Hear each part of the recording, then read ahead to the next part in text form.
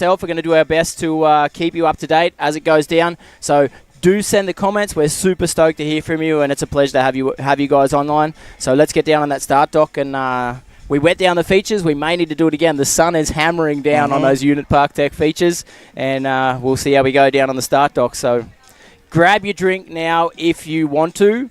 We're going to start with Katinka Boyding.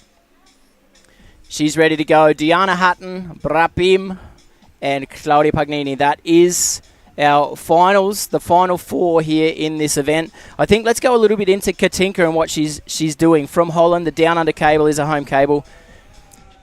And she is ready for it. She's actually an engineer. She's environmental science, and she is ready to bring the force of nature on this one. So, and here we go, on to the case-in. Nice little hop off the top step. Wow. And then gets a nice 3-spin out off that case-in hat into the banana split. Gets the full-on banana split into a front board right on the tip.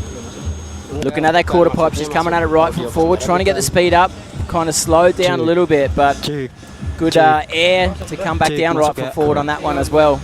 Staying in that right foot forward stance. Attacking the bump section of this one. Gets that front lip into a 270 out. And then now attacking, trying to gap this boat. Oh, super tidy. Back 180 into the blind. Super slow motion as well. Just really defying gravity and spotting that landing, and last minute throwing that blind. What a treat. So we will give you a couple of highlights after each run just to get the idea of what went on, so you can kind of analyze yourself as to what happened there. But again, we're talking about 4 runs. The first 2 runs is the best line for the girls. The second 2 runs, we're talking about the best trick. So this is a super interesting format. Each of the 4 runs will come down to 100 points, and then the best 2 runs from that. So you can get an overall score of 200, I guess, or for each run. 200 would theoretically be the max. Yeah, which would be absolutely amazing. Yes. Here you go, nice little front lip, and then, same direction, 270. She did well just to stay on that land. She was right on the edge, but gave her a good line, good rope tension, waiting, floating over the barrels to back one. Solid on the landing too, C-Lo. That is an XL kicker. They're definitely working hard for that one. So interestingly enough, like normally we would see Katinka doing a grab off that one, so maybe saving it for the next run right here. Yeah. Right now we got Deanna Hatton representing Australia. Yeah, Australia mate. Deanna from Blythe. That's her home cable. She's got the steez. Definitely super good nose press right there, just like Joe Battleday, taking a play off his playbook. And then here we go, coming in toe side into the quarter. Hey. Gets a nice little front side air right there with a handle pass through it. I have been told you got to not be too heavy on your front foot coming in that one. 50-50 right across the top. Interesting line from Deanna, switching around right foot forward. So I'm guessing that's switch left foot forward. Yeah. Oh, just getting a little bit hung up there in the air. Wow. But she seems to be good. So we're going to go over this replay one more time. Super tidy on this nose press. Not opting for the steps right there, but definitely getting the knees and the hips over and popping it off with a nollie. And then I think backboard or backside 50-50. Trying to go into that back tail. Not quite getting the full pull on that one, Clint. Yeah, it looked like as we go through this replay, I hope we can see the replay on the kicker, what happened there, because I was kind of split between having a look live and seeing what's happened over my right shoulder and on the left shoulder on the screen, and she definitely got punished on that one. That's not the way she wanted to start out. Here we go, 50-50. I guess this one shook her a little bit because it's not exactly the line she wanted, but then she kind of in her body position said, okay, I'll switch around right foot forward. Oh, that was scary. Just hesitated. Probably trying to go for the half cab 5. Yeah, that was an interesting one. Got a lot of pull off the kicker as she went up that thing as well. So this is going to be an interesting. Maybe you can take this one over. Brapim, she's ready to go. 14 years of age. Yes. And going up against some of the best in the world. And she is one of the best in the world at the moment. She's ripping. And only 14 years of age, continuing the long progress of amazing riders coming out of Thailand. So 270 on, 270 out, same direction. Gets that 50-50. Rail to rail, but into the backboard, into the blind. She did well to switch up there and get that handle behind her back. The quarter pipe, this is an important one, going all the way to the top.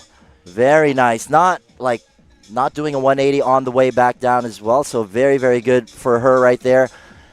Boom, gets a nice backboard into the blind, into the bank lander. And here we go, onto the right side, trying to gap this boat. Oh, Big. my gosh, that is a massive 360. Nice. I was scared for her like a parent just now.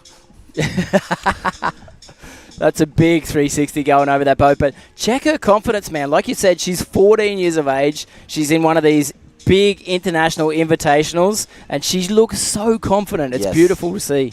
I did get to talk to her yesterday as well, and she is super stoked just to be amongst her heroes right now. She's pretty quiet, right? Like, she doesn't say a lot, but she obviously lets it be said out on the water. Amazing. Also, this right foot forward up, ollieing out and landing left foot forward. So that switch stance, she's got it well under control. But nose tapping the barrel as well. So good.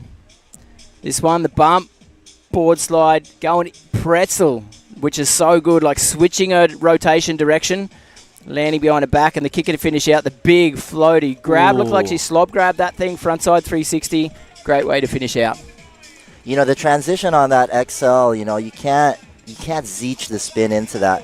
You really have to get proper into the air and really, like, we're on a 2-tower system. To spin that handle around, get that handle pass is a little bit tougher. So Brapim at the moment, 76.33, the score to beat from Claudio Pagnini. Yes. Claudio Pagnini getting nasty on that case and hack. And here we go, 50-50, 270 hard way, 90 out. Looking very strong. She's doing it for the Italians. Wow. She got her nose all the way over the lip. Good to see as well. Came fast at it. Left foot forward, staying in that stance. Over the bump. 270. Landing sideways. Buttery on the way out of that. And the kicker to finish out. Heel side. Front side 5. Wow. You can just see the points going ding, ding, ding, ding, ding on the board. Just racking them up. A solid first run for Cla. Forza for the Italian rider right there. As we get to see it here on the replay. Her first hit gets a backlip to 50-50 to front board, and then 270 out same direction. I love how she lands too, just like really compresses those knees. Absolutely amazing. Obviously that Liquid Force Holiday works for her. That's her pro model board, and the way she bends her knees, she sucks up the landing and just kind of dissipates that energy. She does it so well. This one though, going all the way to the top, getting that right foot forward up over the coping, so good. And then into the bank, and I really do like this. Buttery biscuits right here. Oh, gets that 270, holds it into the bank, all the way into the water. And it's not completely flat over here, right? Like, it's not completely flat, so that's fairly risky. And then handle control for days. Keeping that handle nice and close to the hips. And then, you know, executing that 540 like it's nobody's business. Interesting to see the judges deciding 84 points. That is a solid score. It's going to be a hard one to beat. She was very precise in what she wanted to show us. So she is the cherry on top as of the moment. So the rest of the girls are trying to chase her down. But it's a pretty big wall she's put up right there. Absolutely. So we'll go back to the top of the list. Katinka down for her second run of 4. So another one of the lines runs before she gets into the best trick. Well done. So nice and tidy. Gets that back 180 onto the pipe. Super clean. No zeech. Oh, just coming undone a little bit after the rail-to-rail on the banana section. And before getting into the rail right there. Will she get a little bit higher? Nice backside air right there. Did well to ollie out of that for the backside air and stay in that right foot forward stance. Coming toe side at this thing. The bump, toe side, front lip. Nice. Front lip, 270, same direction, bageling it. Oh, sit down. Yeah, she did well to get back to her feet. That was important, just to get back to your feet. This trick will not score if you don't stand up from it. So obviously she'll get a couple of minus points, but she got back to her feet. She made it happen. Let's check this replay again. The way she does that back one, kind of slides into the 180 on the way round, but fully committed to the rail. That is a small rail and a hard one to stay on. But here right now, she needed to stay on the pipe, just going to get pulled back to the inside.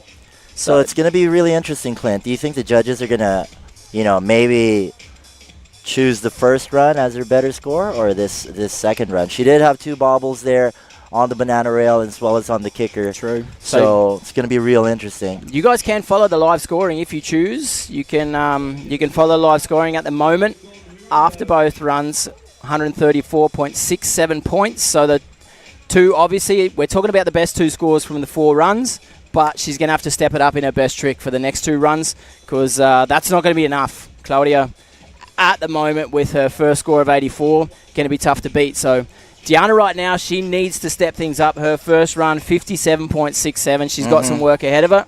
She's just outside of the bubble right now. She looks happy, though, dude. Trying to serve an eviction notice to the other 3 girls right there for that money. And here we go, Deanna. Let's check it out. Oh, not quite getting the full pull right there on that nose press. She's going to have to make things up here. Full pull this time around. 50-50 into the back lip. And then into the quarter pipe she goes. Ooh, not quite the intensity we were looking for right there. Just kind of pulled the handbrake on that one. Slowed down a little too much.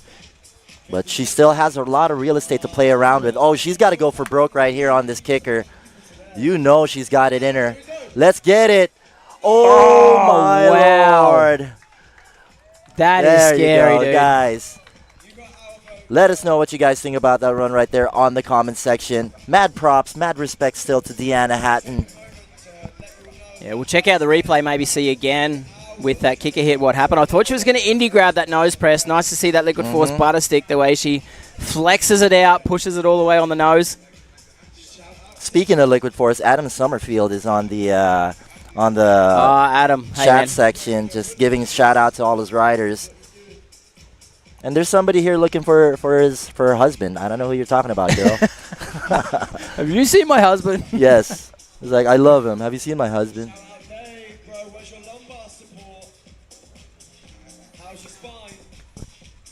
All right, so good effort from Deanna. She still has 2 more hits to go, but these are going to be for the best trick.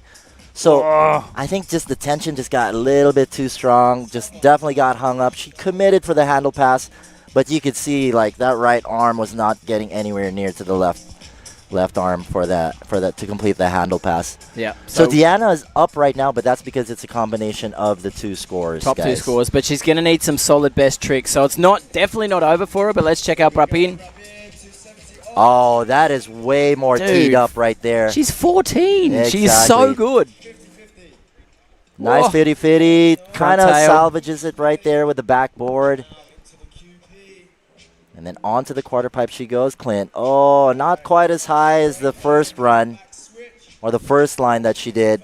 And here we go. Let's see if she ups the ante off this bump. Back lip to back 90, blind landing onto the bank. Kicker, front side again, front side 5. That landing as well, see though, that landing was solid and she made it look easy. Solid 540. She totally faked this out too on that 540. It looked like it was just going to be a 3 and just whipping those young hips into that 5. And she can take that straight to the bank. That is money right there. So, following in the footsteps of her idol, Claudio Pagnini, and stomping that 5 right there. Amazing. When I was 14, I was playing with mud. Yeah, that's awesome. 50-50 front tail right there. That's she did well to get on that one. So good to see. What happened here? She kind of handling the backhand, rocked all the way up the top, kind of like pushed that right foot forward across, almost slid across the top of the coping of the quarter pipe. This was a good one here as well. She went kind of 50-50 up onto it, stayed straight down the line and back one into that lander, which the lander series from Unit Park Tech is so much fun to use. And here's the money. There you go. 540. Bang. The casualness of the landing, right? So nice. This girl is an absolute beast. She is absolutely destroying, really, really breaking the confidence of a lot of the boys here in Asia. Yeah. Because she definitely rides better than your boyfriend, your dad, or your brother. Absolutely. Brapim absolutely ripping. 154.33 and Claudia Pagnini. Nice front board. Spinning 270 out of that one. She did well. She's going to stay in that right foot forward stance. Ollie on 50-50. 270 to switch back lip. And then here we go, attacking that quarter pipe, trying to get above the barrel, not quite as high as the first time around. Maybe the quarter pipe's getting a little bit dry or something. Yep. Check it out, 270. 270, legit. Again, that front board right across the top and buttering out of it, keeping that board in the sideways position. Heel side. Oh, dropping the handle. Wow. Wow. Ooh, interesting. That is going to shake her a little bit for the best tricks section. The next 2 runs are her best tricks, but she needed that kicker hit just to solidify the first 2 runs and shut the gate. But that's staying open, so unfortunate for Cla. So how about it? We'd might be a good idea to jump down to VDP, Rien Vanderpass, the Captain Dangerous, down on the start dock and get a bit of vibe down there. Let's get it. VDP, if you can hear me, let's get a bit of an interview going down there on the start dock. He's a special guy, ladies and gentlemen. It's not technical difficulty, it's humans. Yeah, Reen's just waiting for it. We want to keep you guys with the replay. Sorry, that was me that messed things up right there. Just want to get you guys to check the replay of Cla, see what went wrong, where that handle slipped out. Pulled at it. Oh, she grabbed it. You can see her hand close. She wanted the handle, just kind of slipped out of her hand. Very unfortunate.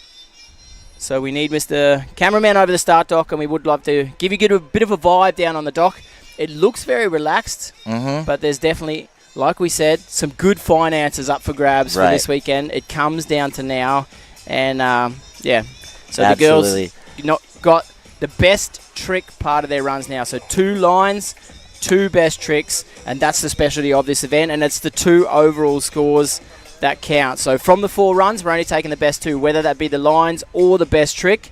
That's up to the riders. So Cla is definitely going to need Claudio. She's going to need some solid best tricks, and Diana as well. She can't leave anything on the table. Yes, absolutely. But in Cla's defense, you know, like the first run is probably going to be counted as, you know, the final run, and she's going to have to try to throw it down in the best trick. But you know, aside from that, just want to say a big fat hello. Me and Clint are the ones giving you the 411 on the water.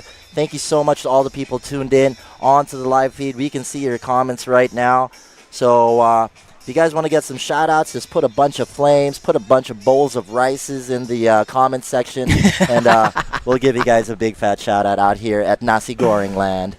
Yeah, we appreciate having you guys online as well. So let's try it again. Let's see if we can get down there to VDP. The captain on the dock. Rien, what's going on, brother? Who you got down there?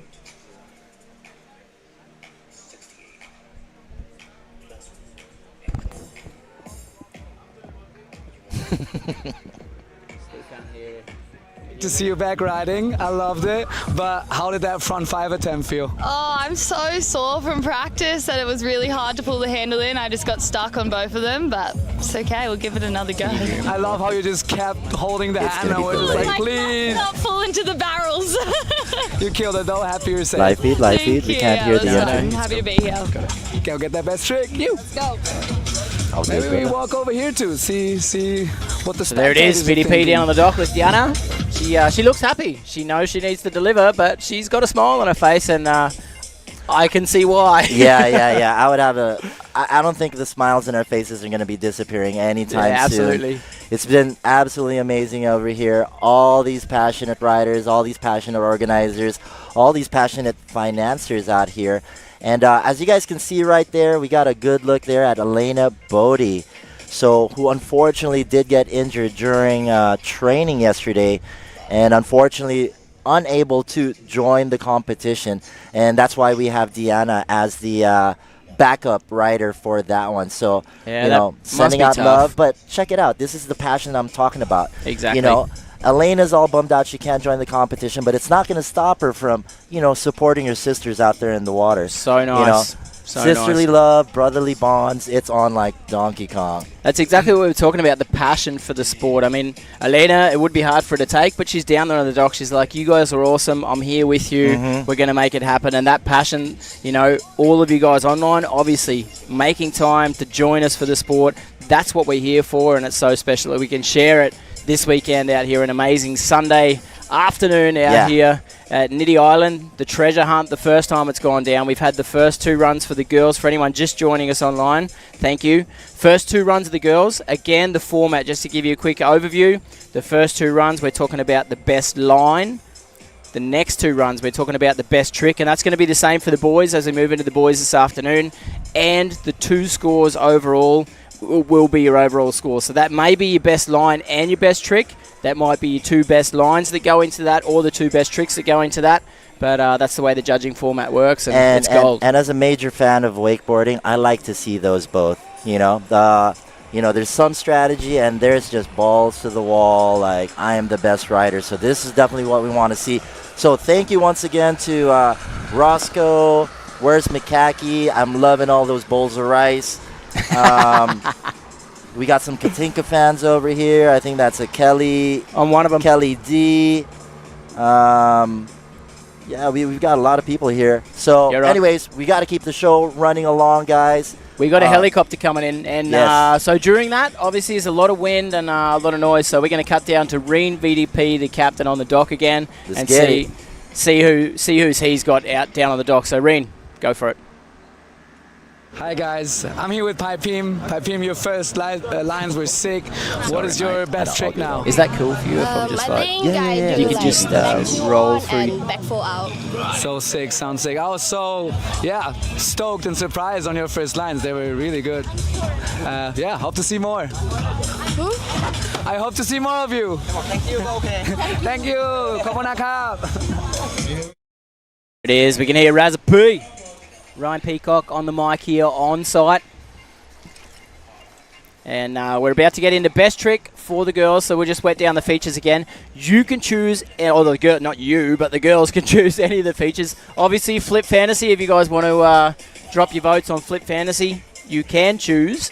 But here out here at Niti Island, the girls can choose whichever feature they want. It's the best trick, so maybe they'll use the case and use those step upstairs to the pipe. Maybe they might choose the banana to pipe rail. Maybe it might be the quarter pipe or the kicker. They can use any of the features they want. It comes down to one trick, their best trick, to get as many points as they can. So at the moment, Brapim, 154.33 in the lead. Claudia in second with 148.67. So Clau, without a doubt, one of the best riders in the world. She's got, she is almost unbeatable in a lot of events. She's the one to beat, and she's going into this event as that. At the moment, Brapim, 14 years of age, in the lead. Wow. Team Rice, baby. Team Rice. No, but I mean, right now we got Katinka. The kicker, the Kaysen, the quarters have been very, very popular candidates for the best trick. And as you can see, I think she just wet down the kicker, so you know for a fact she's going to be sending it off the money booter. So it's really interesting. Like, it's been so cool to watch how the judges have been calling things through the eliminations earlier. We have an inkling of what they want to see already. It's very, very clear to the riders. But for us who are tuned in, wow, here we go. Looks like a big cut on her heels. Looks like it's going to be a transfer onto the pipe. Oh, just overshooting that one just ever so slightly. She wanted it, C-Lo. She hammered that last little bit of tension into the rope, and Dude, it was a little too much. It's absolutely terrifying. I mean, like, you're macking into it. You're trying not to pop so hard so that you don't clear over it. But every fiber in your body is saying, I do not want to hit this boat. Wow, but you saw she loaded tension at the middle, just before the kicker, kind of really got into it, just shot up over the pipe. And the fact she landed that one was really good, because obviously if you hit the pipe, you're going to get a little more tension back in the rope. Right on. And you're dropping out of the sky on that thing, dude. Yes, it's so absolutely. high. But she did want to hit that pipe, so she's going to have to try to alter the pop just ever so slightly. I think the edge is perfect already, but here we go. Okay, Deanna, this is going to be her best trick right here. Oh, trying to take a page off the playbook of, say, Joe Battleday, trying to go onto the step into the pipe. Yeah, that's an interesting call. Like, obviously the kicker, she hit that thing twice. She got smoked twice. So she's choosing to mix it up and say, hey, I'm super good on the nose. I'm super good on the tail. Or I might just use that. I'm sorry there. We could be wrong. She could be going for the kicker. Will she? Nah. You are absolutely right. Yeah, she looked very focused the way she came off the dock. She looked like she set her focus on that first feature. And unfortunately just slipping off. So that one's going to be a throwaway for her. So with 2 crash kicker hits, also with the slip off on the first best trick. So here we go on the replay. 50-50 and then trying to go into that back lip. I think she hit the knuckle just a little bit right there. That safety kind of bumped her off. So I guess that's what messed up her line. So I'm interested to see what's going on here. Brahim, 154.33 in the lead after her first 2 runs.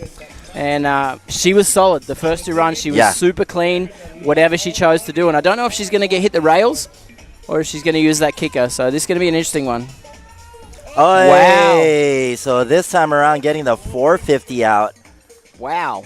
That's interesting. That's tactical. Yes. So at least get 1 in already, right? And then I do know that Brahim is sitting on a couple of 7s and 9 variations. Really? Yes. Wow. So it's just whether or not she's, feeling it. But if there's any time to try to go for it, it should be now. And Brahim is competing like she is not afraid at all. Dude, my daughter is 14. I cannot believe that she's doing what she's doing, dude. Like, she looks so confident. Like, absolutely amazing. Let's check the replay, see what she does here. Right foot forward. That front side spin, 270. Solid on the right foot around. Wow. Handle pass like it was nothing. Well done. Well done indeed. Well done indeed. So, Cla, what's your answer? All right, guys. What do you guys think Claudio should be doing? She should be hitting the kicker. Oh, looks like she's going to be hitting the casing as well. Oh, massive gap onto the pie. 50-50. 3 out. Yo. I like that one. Did she change her tactic because Brahim used that and Diana used that, or was that the plan? I would love to know that. I would love for Reen to ask that to Claudio. Oh, getting way up on that one. But like we said, guys, that's probably not part of the score because this is for the best trick. Yeah, she looked very focused, that first best trick. But I'm imagining for Brahim, I'm imagining for Claudia, they're going to use the kicker to finish out, just to offer the judges, what do you want? Options, do you want rail hits? Yes. Do you want kicker hits? I'll give you both. Whatever you need, I'll deliver. I want that cash You want prize. me to be a technical woman? You want me to be a mad woman? Give you all the options. Wow. But, as we see here on the replay, gapping onto a round rail is not easy. 50-50, locked in as well. Yeah, so good. That's a big pop, and like you said, locked in. I think that's the sort of thing Windsor wants to see. James Windsor, as a judge, he's like, if you're going to lock it in, shut it and lock it. And that's exactly what she delivered. That was so nice. She locked it in, threw away the keys. All right, and here we go. Katinka, another opportunity to strike back. She did have a little bit of a hiccup right there on the transfer, and I think she'll go for it one more time. Yeah, she's going to little squirt on the kicker on that one. Her last chance here, last hit. Let's go, Katinka. Let's go. She's really made a name for herself over the last 2 seasons, and she's one of the hardest working women in professional female wakeboarding. So I'm really happy for her, and I'm definitely rooting for Katinka right here. Let's get it, Katinka. Yeah. Let's bounce back. Let's serve an eviction notice to the top 2 ladies there and make things exciting. Oh, my Lord. She is she's coming hard. fast. Oh, yeah. Wow. Gets the nose tap. Wow. Oh, cannot wait to see that on the replay. But it already looked like slow motion in the air right there, Clint. Dude, she booted that thing. Holy moly, Axel Foley. Check it out. Coming fast, went all the way to the top, trying to push that nose down and solid on the nose blunt right across that back end. She did well to get her board down there because she came fast. That is clutch, man. That is clutch right there. What did you guys think of that back home, guys? Yeah, big fat shout out. Hey, what's up, Yannick? You guys are on the live feed. You can throw your hands up there to everyone at home as well because we are on screen right now. That's what it looks like out here. So Dude, beautiful. There's like a nice little mini ramp right here as well. We've got some BMX exhibitions going on. Man, the guys who threw on this event are absolute lovers of alternative sports. They thought about it all, and maybe if we got time, I think the judges are ready to go. Diana seems like she's ready to go, and VDP is down on the dock, but we're going to wait for that. We might just shoot straight into Diana because we don't want to let her wait, and we don't want to let you guys wait as well. She's pumping herself up. Dave AV on the fly. Best drone pilot in the world without a doubt. Bar none. Oh! Wow. That should She look pretty consoled good. on that thing as well, trying to stay on the tail, just unfortunately slipping off. Woo-hoo-hoo. She needed to stay on it, C-Lo. To be fair, if I'm going to be critical, she needed to stay on that thing all the way. The way she went into it, her body position, how much pressure she put on the tail was perfect. Right. But just slipping off. All right, guys. So that'll do it for Deanna right there. 2 runs, 2 attempts at the best trick. It's in the hands of the judges now. Yeah, I feel like disappointing for her. She's been amazing. She's done great things, and everyone knows she's got it, but she just couldn't line up those features the way she wanted it today. So unfortunately in this final, it's not exactly what she wanted to show us. Let's see what happened. On that step, ollie up, nice. Back tail, just unfortunately rocking over to the inside again and kind of losing her line. She couldn't stay on the top of it. Unfortunately falling off to the inside, but solid. Interesting. Will Brebem still go for the Kaysen, or will she opt for the kicker? She definitely has enough air for that 7, but the tension is just a little bit different there. So again with Brebem, we said as well, she's done the feature, like she used that Kaysen to show the judges, I can get tech, I can spin. Is that what you want? I'm guessing she's going to have a go at the kicker this time. I don't know. She's looking at that Kaysen again. Oh, I think she wanted that 450 out. I'm a little bit confused because she's been hammering that kicker all day, yesterday as well, in training. And interesting that she's chosen to use that Kaysen again because look at that picture, dude. Yeah, that is just excellent. Blue water. You know, there's a lot of trees over here as well. There's a lot of foliage. It's so nice. Absolute masterclass on the facility. The places that we're sleeping at, man. Yeah, so beautiful. God darn it, man. It is absolutely epic. We are absolutely spoiled out here. So let's check that replay again and see what happened for Brebem. I think she definitely wanted that back 450 out. So trying to go 180 on to the back lip and trying to get a back 450 out, but just not finding the tension to get it all the way around. Yeah, she kind of like didn't stay on top of the rail, kind of fell off to the side and maybe thought, okay, I don't have the rope tension I need, so I'm going to wait for it. So Claudio with 158. It's official. It's official. There it is. 10,000 big ones going to Claudia Pagnini, representing for Italy. Just want to give a big fat shout out to May, her dad, you know, all the dudes from Italy. Leo, what's up, brother? Yes, Holy sir. Leo moly. Gotti. Bella Ciao for sure. Madonna. Oh! Yes! And she's no slouch right there. Even though she won already, she's still going to entertain the crowd. A massive backside 3 into the pipe. Cork 7 out of the quarter pipe. Wow, she would be so happy right now, dude. Seriously. She's not talking just about the money. Obviously, that's a movement. But the first ever Niti Island Treasure Hunt, she's the one that wins it. She's in got the history title. books. She's in the history books. And she's not done just yet. Stale back one. Nice. Bravo, bravo for Claudia Pagnini of Italy. What do you guys think back home, guys? Cla is an absolute beast. Yeah, so and good. she is the definition of definitely better than your dad, your boyfriend, or your brother. And here, check this out, man. The back 3 is huge. Pulls it hard, spots the pipe, bang! Wow. Pretty locked on. Then to control that and spin out of it again. Obviously, it would have been awesome if she got that stale fish back one to finish out, but she made it obvious within that first run that she was the one to contend with, and she just finished it off, unfortunately, back one. But that was irrelevant for the judges because the decision was made before that. Exactly. That was just for shits and giggles. So good. Amazing. Congratulations to all the ladies right there. So as the cookie crumbles, we got Kla, Brebim, and Katinka going home with some big ones. So let's get down on the door. I would love to find out what's going through Kla's mind, how she's feeling, what's going on. So let's cut down to Reen and see if he can... hey, Captain, who you got down there, big man? What's going on? Reen VDP, if you can hear me, let's get down there and get a bit of the dock vibes. All right, I'm just going to go through these comments real quick. The winner, I think she's taking her Red Bull pictures right now.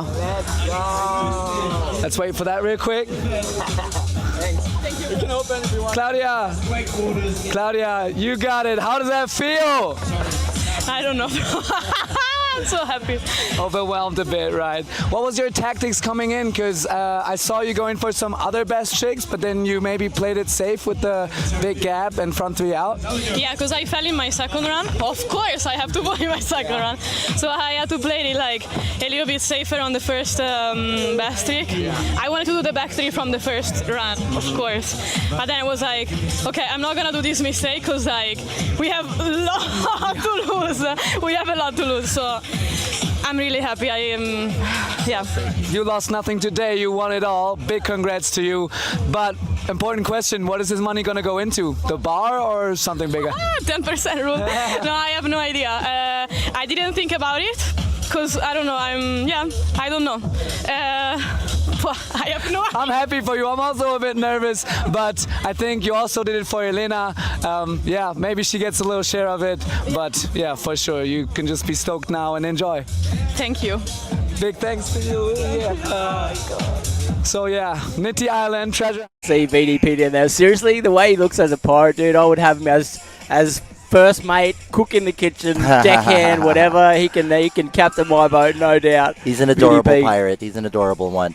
All right, guys. So without further ado, we are about to transition over to the top 6 best men out here at Niti Island, trying to look for their treasure. But honestly, I think all these riders are the treasure, and this place just happens to be the treasure chest. Crazy. We have a stacked field, obviously, going through the 14 riders, get down to the top 6. Absolutely amazing, these top 6 riders. And you can show up anywhere in the world. You can write a list of the top 50 riders in the world, and these 6 riders will be within that, I guess, top 15, whoever you ask, because of style, because of control, because of their approach to the sport, because of their passion. And all of them have very unique styles, which I think is amazing that they've made it through the elimination round, obviously, because it was a banger field we had. But these top 6 riders is going to be pretty amazing. So if we can get a shot on the screen, if that is possible, of this heat, or not the heat, sorry, the final for pro men. We're talking about Luke Carrick, right foot forward, started when he was 9 years of age. He's 21 right now, so he's been 2 times Thai champ. He's one of the Liquid Force, obviously from Intensity Pro Shop, out of Thai Wake Park. That's where he's at home. I've known Luke since he was about 12 years old, coming out of Phuket, Thailand, down south. They did have a very, very good cable program out there. I want to give a big fat shout out to one of his original coaches, Mackie Rosen, who's definitely plays a huge role. And Luke actually plays a huge role as well in the spicy video series that all the kids are into. Obviously, maybe I jumped a little bit too fast for you guys at home as well, because the excitement is real out here at Niti Island. But there you can see the scores, obviously, for Claudia taking the win, 158. You know that, obviously, from the reaction that she had and the scores we saw on the screen. But Apim did a great job. Seriously, C-Lo, she was amazing. Absolute beast. And as you can see right there, so score 1 represents the run, score 2 represents the best trick. And as you can see on Katinka's, her best trick, that nose tap transfer, definitely was what's reflected there onto the score. Unfortunately, Deanna, just rounding it off, but no one's going home a loser here. Everyone's a damn winner. It's an absolute vacation. And just like that, as we were mentioning earlier, we were talking about Luke. We're just doing a rundown of all the riders. Luke is one of the most stylish riders out here in the Asian region. Yeah. And because if you've got brothers like Daniel Grant to look up to, you have no choice but to step up your game. And Luke, absolutely one of my favorites. Shout out to the Carrick family. You know who y'all are. We've also got Daniel Grant. Great introduction right there. The absolute beast. He's been a pro since he was 8-10 years old. You know what I mean? We've seen the kid grow up. And now he is so mature. And actually, everything just looks so easy to him. It's like God mode already. Absolutely. And he's definitely killing it out here. Maybe not trying all the hardest, most technical tricks, but what I love about Dan is like he's always trying to reintroduce back that old school style. Absolutely. What came to mind as I saw those Thai flags at the top there, 1 and 2, imagine maybe 3 to 5 minutes. 3 to 5 years. Yes. Indonesia. It could be possible. With what's going on here, with Indonesia putting itself on the map with this event, if we get another 2 or 3 cable parks down this part of the world, the young kids coming through. I mean, the first time I watched Daniel Grant ride, he was 11 years of age over in Germany. Addicted to candy. Addicted to candy, without a doubt. But it's through the people that you look up to. It's through having those role models in your life. And I think if we can start right here in Indo, there are some good Indonesian riders. Without the facilities, they have to travel to be able to make that possible. Exactly. If we can get 2 or 3 cable setups here in Indonesia, I think when we're talking about in Brisbane 2032, the Olympic Games, I think there could be some solid Indonesian riders up until that point. Absolutely. Representing. So we hope some significant people in the Indonesian government are listening to this. You guys have an amazing potential, just as much as how Thailand has developed their program, how Philippines has developed their program. And we can't wait to have Indonesia join us in the party. We would love it, but we'd like to run through the rest of that start list earlier. So we spoke about Luke Carrick, we spoke about Daniel Grant, Pedro Caldas. He is the word that comes to mind when I talk about Pedro is fuego, fire. Yeah. Brazil, he's got a lot of fire in him, and he is ready to unleash. He has been amazing in the qualification, and he is so ready for these finals. He's got like a focus in his eyes, and when he gets that focus, it's dangerous, and he's ready for it. Then Dom Handler. Dom is one of the old school riders, you could say, but he's at the top of the game, mate. He has not given up. So Dom Handler, the Austrian rider, he's good behind the boat. He's so influential but so critical in this sport. Without Dom Handler, we would not be where we are, and it's so magic that he's part of these finals. He's earned it.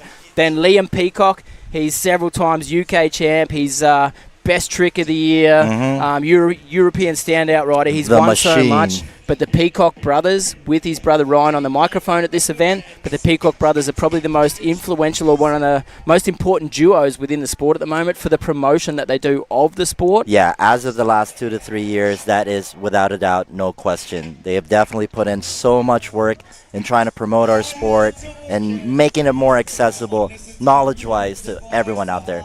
And the last guy to round out this final, the top 6, Joe Battleday. They say he's from the UK, but the Aussie flag, he's got it on his back because we kind of just stole him because he's been down at Blythe for such a long time. He's half UK, half Aussie. So he's got both passports and both citizenships. And Australia, we are proud to have that Aussie flag, him flying it high. Blythe, that's where he's at home. And when you talk about style, that's one of the names that come to mind. Well, and nose press. If you talk about pressing, he is at the top of most of the people's list when you talk about a press. Absolutely. That's Joe. His nose press is nastier than a cokehead's habit. Joey Battleday actually, throughout the practice, was definitely struggling. So it's really nice that he's kind of peaking right now as the money round is about to open up for us. And yeah, it's really exciting. 3 of these guys are going to go home with some major ducats. Yeah. And win or lose, all of us watching, witnessing this are clear winners. Absolutely, without a doubt. Without a doubt. When you say Joe's peaking right now, I thought about that in the practice rounds. They had 2 days of practice. They had the elimination round. The legs are going to get tired, dude. Seriously, your concentration, your legs, it's all going to come down to it, and it's... Oi, okay, that's Luke out there on the water right now. Gets that toe back, 270. Oh, use that safety into the hallway and then blind out after the pipe. What do we got on the quarter pipe right here? Shooting up right foot forward. Boom, nice backside air. Oh, managing that handle right there pretty good. Lucky we got the HD cable out here from... Oi, gets that front roll to front lip. Into 270 out. He needs that back 9, baby. Wow. Let's go, Luke Carrick. Wow, the first rider off the dock in this Pro Man Finals. Wow, go ask your mama about that one. That is a blistering run number 1. He is not messing about. Back 270. Holy moly. Same direction, 270 out with the handle The way he pass. balanced over that thing as well. Yeah, He had and he his center of nollies out of it gravity as well. exactly where he wants it. This grab into the hallway, stalefish, front one into the hallway, and then to have the tension control to spin out of that as well, the full pull from the banana to the pipe. Solid Luke Carrick. Spicy Collective represent right here. A lot of the videos coming out of Thailand, a lot of the major edits coming out is coming through this guy's hands. He's definitely put on so much work. And oh my God, front roll to front lip. There you go. He controlled that one super good as well. And this one, he was all the way to the left of the cable, comes shooting 1, back across. 2. Good rope tension. Heel back 9. That's money, baby. That's money, Clint. You Yeah, can take wow. that straight to the bank. Imagine you're standing on the start dock as one of these competitors and your first rider goes out. Luke just like, boys, you want it? I love it. I love it. It's a statement. And then right now the statement, the first person who's going to have to take that, receive that statement is going to be Daniel Grant. But if there's anybody who can reply back, it's definitely DG. Hey, DG, he's been in this game for so long, dude. He knows exactly what to do. And he's the sort of guy who, he doesn't say much about it, but he'll go out and he'll just put another 180 on it. The question is, can he do it now? Bang, boom. Ooh, up the firecracker, 270 to 270 out. That gangster backhand just showing that he knows exactly what he's doing. Oh, wow, different approach onto this quarter pipe. Well up there. Hey. Stalling up the top there to drop back in. He kind of rocked up on that coping on the barrels. It was proper. Just to roll back into it. Jumping off the inside, wanting to land beside that lander. He didn't want us to land on it. Right foot forward, heel side. Boom. Wow, front mode 5 right there. It's too easy. Dude, he makes that look so easy, like it's nothing. That's a typical warm-up trick for him. Yeah. The quarter pipe are definitely standouts for this one. A little bit of a dead hit on that bump to bank transfer. But this one is a firecracker, 270 on. Ooh, sticky, icky, 270 out. The way he stayed on that thing until the end and then peppered it in, Molasses, baby, so molasses. nice. Back lip across that and then to switch out of it as well. The way he pops off and then spins, so controlled. Attacking this one. Oh, beautiful. Like a nose stall before coming down and getting that 180. Wow. These guys are bringing the heat. This one's a little bit of a dead hit. The fact he rolled off to the inside and he was like, uh-oh, and then he kind of 270'd out anyway. So controlled. He did well. That handle pass upside down. His face scrapes past that pipe, dude. It was so close. Fully committed, Daniel Grant. Wow. 79.87 for Luke Carrick. 75.33 DJ and C-Lo. What do you reckon? That makes complete sense. Yeah. That makes complete sense for sure. Luke had no bobbles whatsoever in that first run and going for blood. Pedro right there, double step up. Oh, wow, the switch up on the pipe. And I love this one. Coming off the pipe, using it as a popper. Gets that 270 on. 90 out, just warming up right now. Fast on the front side of the quarter pipe, handle pass on the way in. Hey, beautiful tap on the top. His feet and his hips were actually over the coping as well. Yeah. Back lip. Ooh, oh, wow. Just buttery out of that one. Toe side into it. Oh, wow. Double scarecrow. Double scarecrow like it was nothing. Go ask your mother about that one.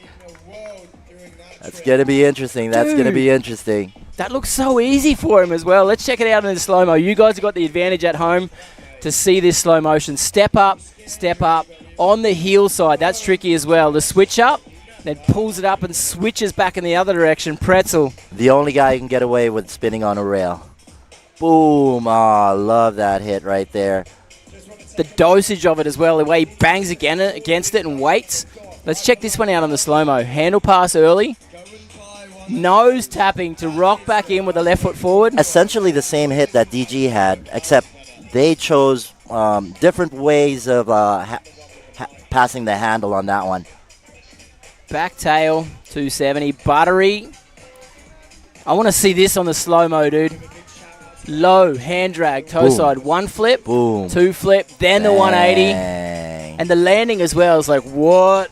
So good. Like we were saying, you know, it's a lot of us like to call it like capoeira, you know. He's fuego, you know. He's dancing but fighting. He's fire. I got to say, this weekend, a pleasure for me to watch Dom Handler do what he's been doing. He's got a smile on his face. The quarter pipe, the way he looks at that thing. Daniel Grant, 75.33. That's his score. So Pedro in the lead, 92.37, stepping it up.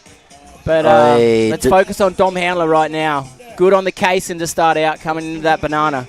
Rail to rail, pipe, switch out, right foot forward. I think he gets absolutely booted on this quarter pipe right here.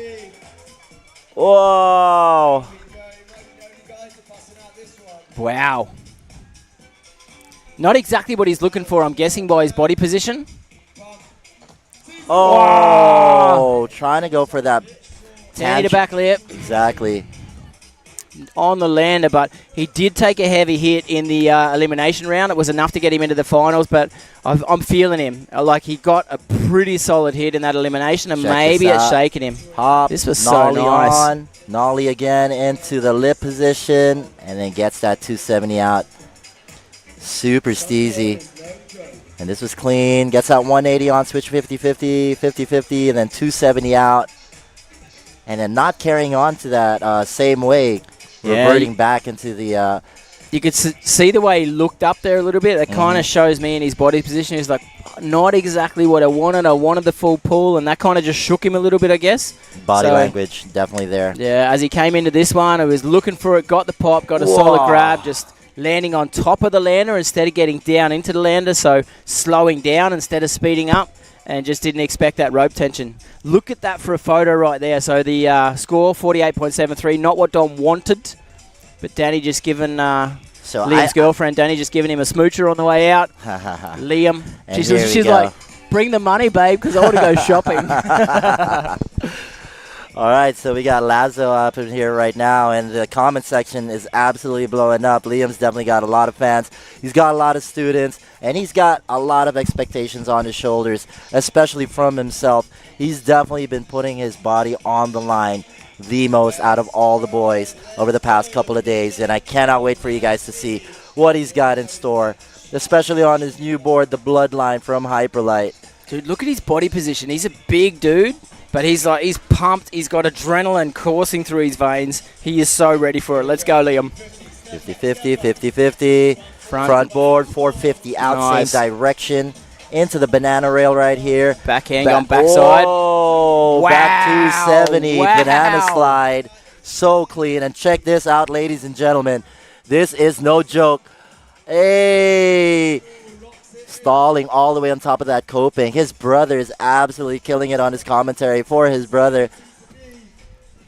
Oh my lord, and that's exactly how you do it. Massive Tanny to B into the bank, into the double half cab. Too easy, too easy. Oh man, that double cab. That's what he wanted to finish out that first run. I think he's going to be serving a couple of eviction notices right now. Oh, dude, my thoughts are going up to the crow's nest, to the judges. Those boys know what they're doing, but they're going to be tested this afternoon. Wow. Let's check this replay again from Liam. This one was beautiful. Clean. Backside banana, fully committed all the way through, getting on that back tail or back lip, I guess, kind of between the bindings, slipping onto the back tail. This one, he switched around late, left foot forward, up to the coping, stalled on the coping and waited for the system, getting pulled back down into it. And so much pop off this bump, man, for that tantrum to blind. Boom, with a stale fish grab. Tanny to B. Wow, so much composure and just hucking this double half cab like it's nobody's business all day. You know he's prepping up for another trick. Yeah, mute double cab. I would love to get the vibes down on the start dock. Let's see if we can cut down to Skits Reen. Make some noise, dude. Let's. How you going down there, Skits? What's the vibe on the dock, brother? Give me a call.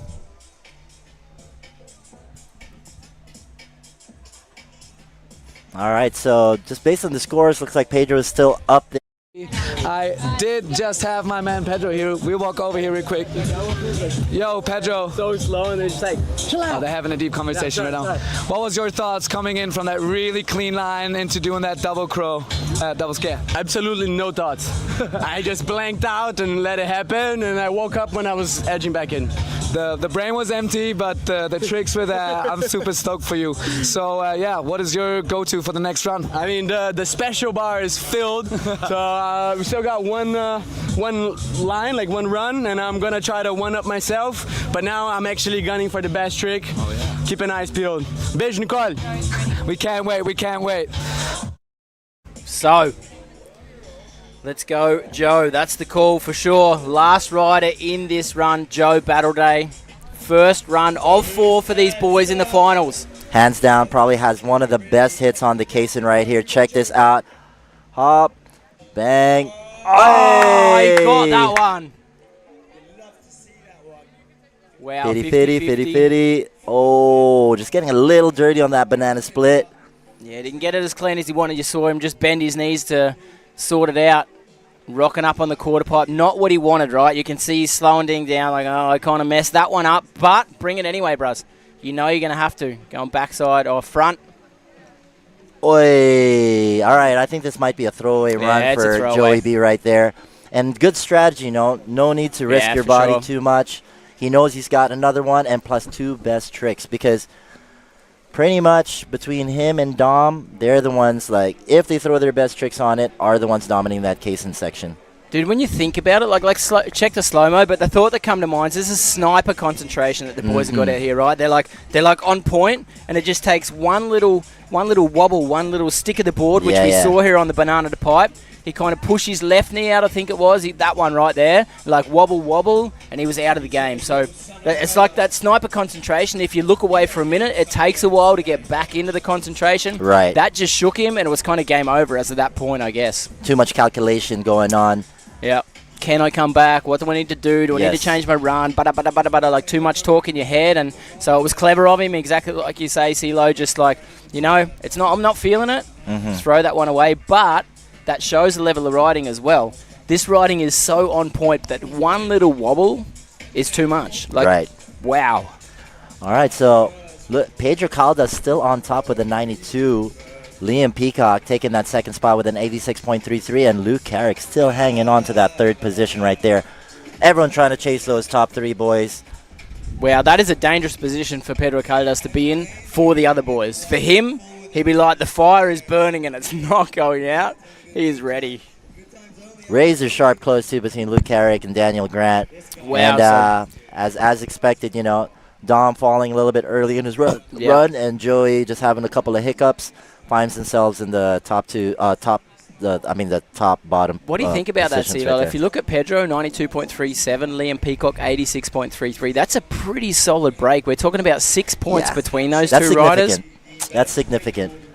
Wow, that's going to be tough to catch him. But we know both of them. Luke Carrick, some of the tricks he can do. He can put a sneaky back one, like a 180 on the back end of that thing. Joe Battleday doesn't have his run down yet. Dom Hernler as well. So my educated opinion on it between Liam and Pedro is that you definitely see a lot more double half cabs than a double scarecrow. Yeah. And that, in my opinion, if I was a judge, I would solely kind of put it on that because all the other sections were really clean. They really showed themselves in all those moves through the casing hack, through the banana split, and of course the quarter pipe as well. So yeah, we did talk to Andy Colt before, like one of our judges. Obviously, for anyone just tuning in now, first of all, thank you. So good to have you guys online. But we got Parks Bonifay on our judging panel. We got Andy Culp on the judging panel and James Windsor on the judging panel. 3 of the best to have ever done it. Yes. Andy Culp obviously as a wake skater, but the debut you had mentioned as well, behind the camera, he's so influential within the sport. He's so passionate about the sport that he's on the judging panel. There we can see them on screen. Dave A.V. as well, down the bottom of the screen, the best drone pilot in the world. Bar what none. He does for this sport, dude, it would not be possible to bring this to you guys at home in the lounge room if Dave A.V. did not do what he does. So we're very thankful for it. But, there you go. You can see Pedro right now just doing some juggling, some nervous system, training, just making sure all the coordination is there. And him and his bro, Luke Carrick, finding themselves in the top 3. Absolutely amazing. And Reen taking over for some of the live commentating duties right there. Yeah. So, again, these boys, it's... and that's only the first run. That's the first run of 4, that's right. So again, for anyone tuning in, a little bit to the format. The first 2 runs, we're talking about the lines that the boys take. So from the start dock, right through the 5 features, down, up and back down again. It's the lines that you take, the connection, the creativity, the control, the execution. That's what it's about. Then the next 2 runs, we're talking about the best trick. So you can see the format right there on the screen. The next 2 runs are the best trick, and then it's all about the overall score of the 2 best scores that you have. So those 2 scores, they might be the best lines that you have. Line 1 and line 2 might go to the 2 scores. There might be the best line and one of the best tricks that go to the 2 scores. So Joe Battleday as an example, Dom Hernler as an example. They've had a throwaway first run, so they're going to have one solid line. But even if they mess that one up, it could just be their 2 best tricks that do shoot them to the start, but it's going to be tough to catch Pedro Caldas. Yeah, absolutely. And like we had mentioned earlier, we were watching the finals. You guys didn't get a chance to see the elimination round, but Dom had one of the sickest hits on that caisson rail. Yeah. Pretty much a firecracker spine transfer into a firecracker 540. It was absolutely insane. So it's nice that we get to see Dom still try to throw that down in the best trick section. We haven't seen it from Luke just yet, but one of the main reasons why he's here in the finals was because of a flip called the Dowdy flip. So, I mean, as I should be trying to explain it to you guys, it was like a backside 180 into a scarecrow, and he basically threw it into a Crowmobe. Dan doing Dan things, doing a blind elephant well into the stratosphere, tickling God's toes on the way up there. And, Joey B, definitely one of the best. And here we go. We can see Ray right there, one of the family members out here from the Niti Island. So just want to give maximum props to all these people for inviting us over, showing us such amazing hospitality. Absolutely.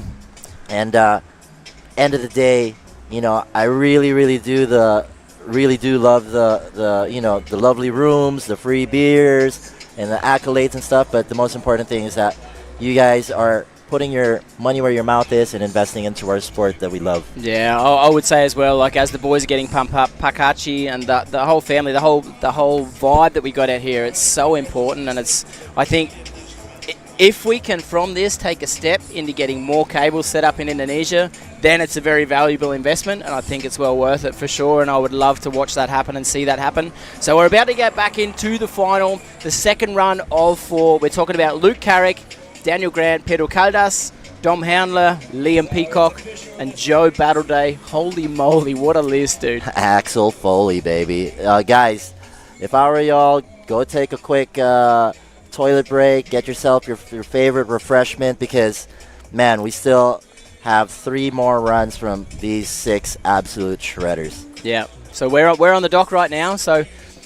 Oh man, it's like I am so privileged to be able to sit in this chair right here, being lakeside, getting to join you guys live, but to sit here on site, feel the vibe, and I would love to be down there on the start dock. You can see the focus of Luke Carrick. You can see Pedro Caldas in the background. He's got the beats pumping through his head. There's good vibes down here for sure, but it's nice to see the different approach of these riders. How do you go about it? Did I mess up my first run? Where did I mess up my first run? Do I now change my second run? Do I stick to my tactic and just finish and deliver? So there's a lot going on for these guys. Man, and I it's just time got to to shout out Pedro. He's just having the time of his life. Doca, com certeza. Big what's up to all the people from Brazil checking in onto your tune, because your boy Doca, man, he's putting on the work right now. He's standing on business.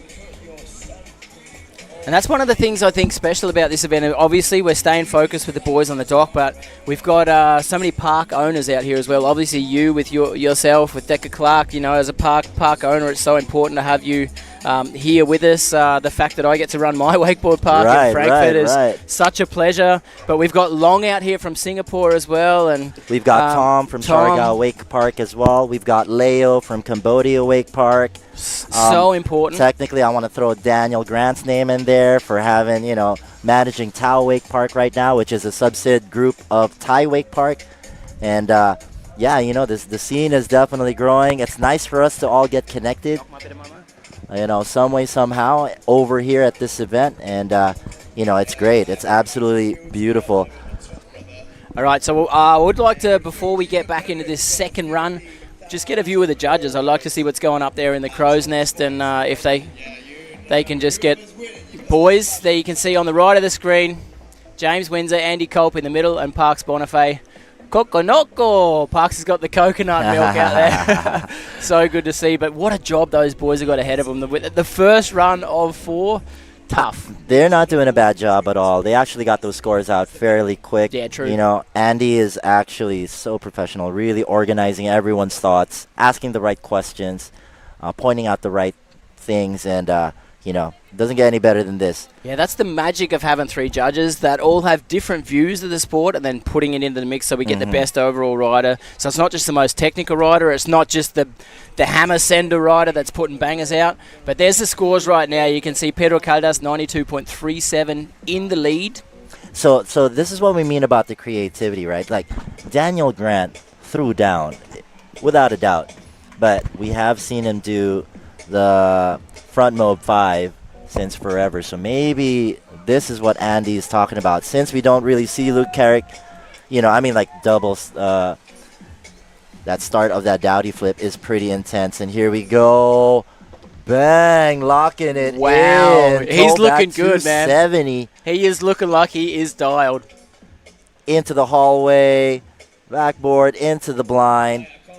Wow, I did say there's secrets in that hallway, and Luke is finding them. Oh! He's still alive. He's still alive. Are you all right, brother? Holy take a seat.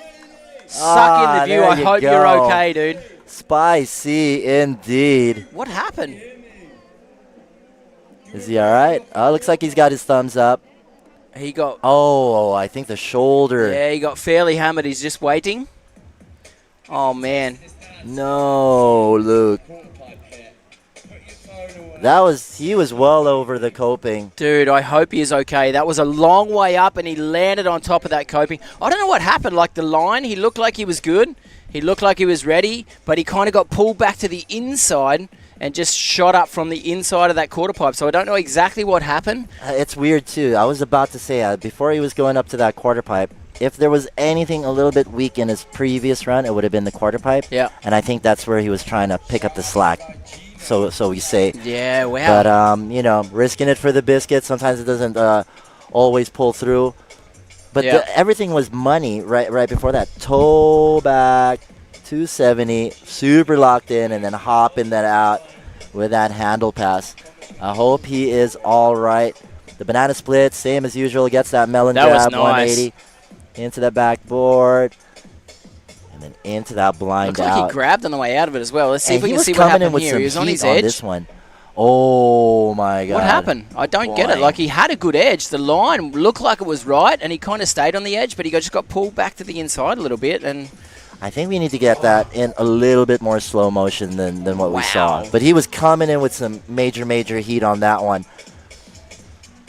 Oh. But, I mean, dude, these guys are definitely putting their bodies in the line. I hope you guys are entertained back home. These people are, you know, definitely putting their bodies on the line like a modern-day gladiator.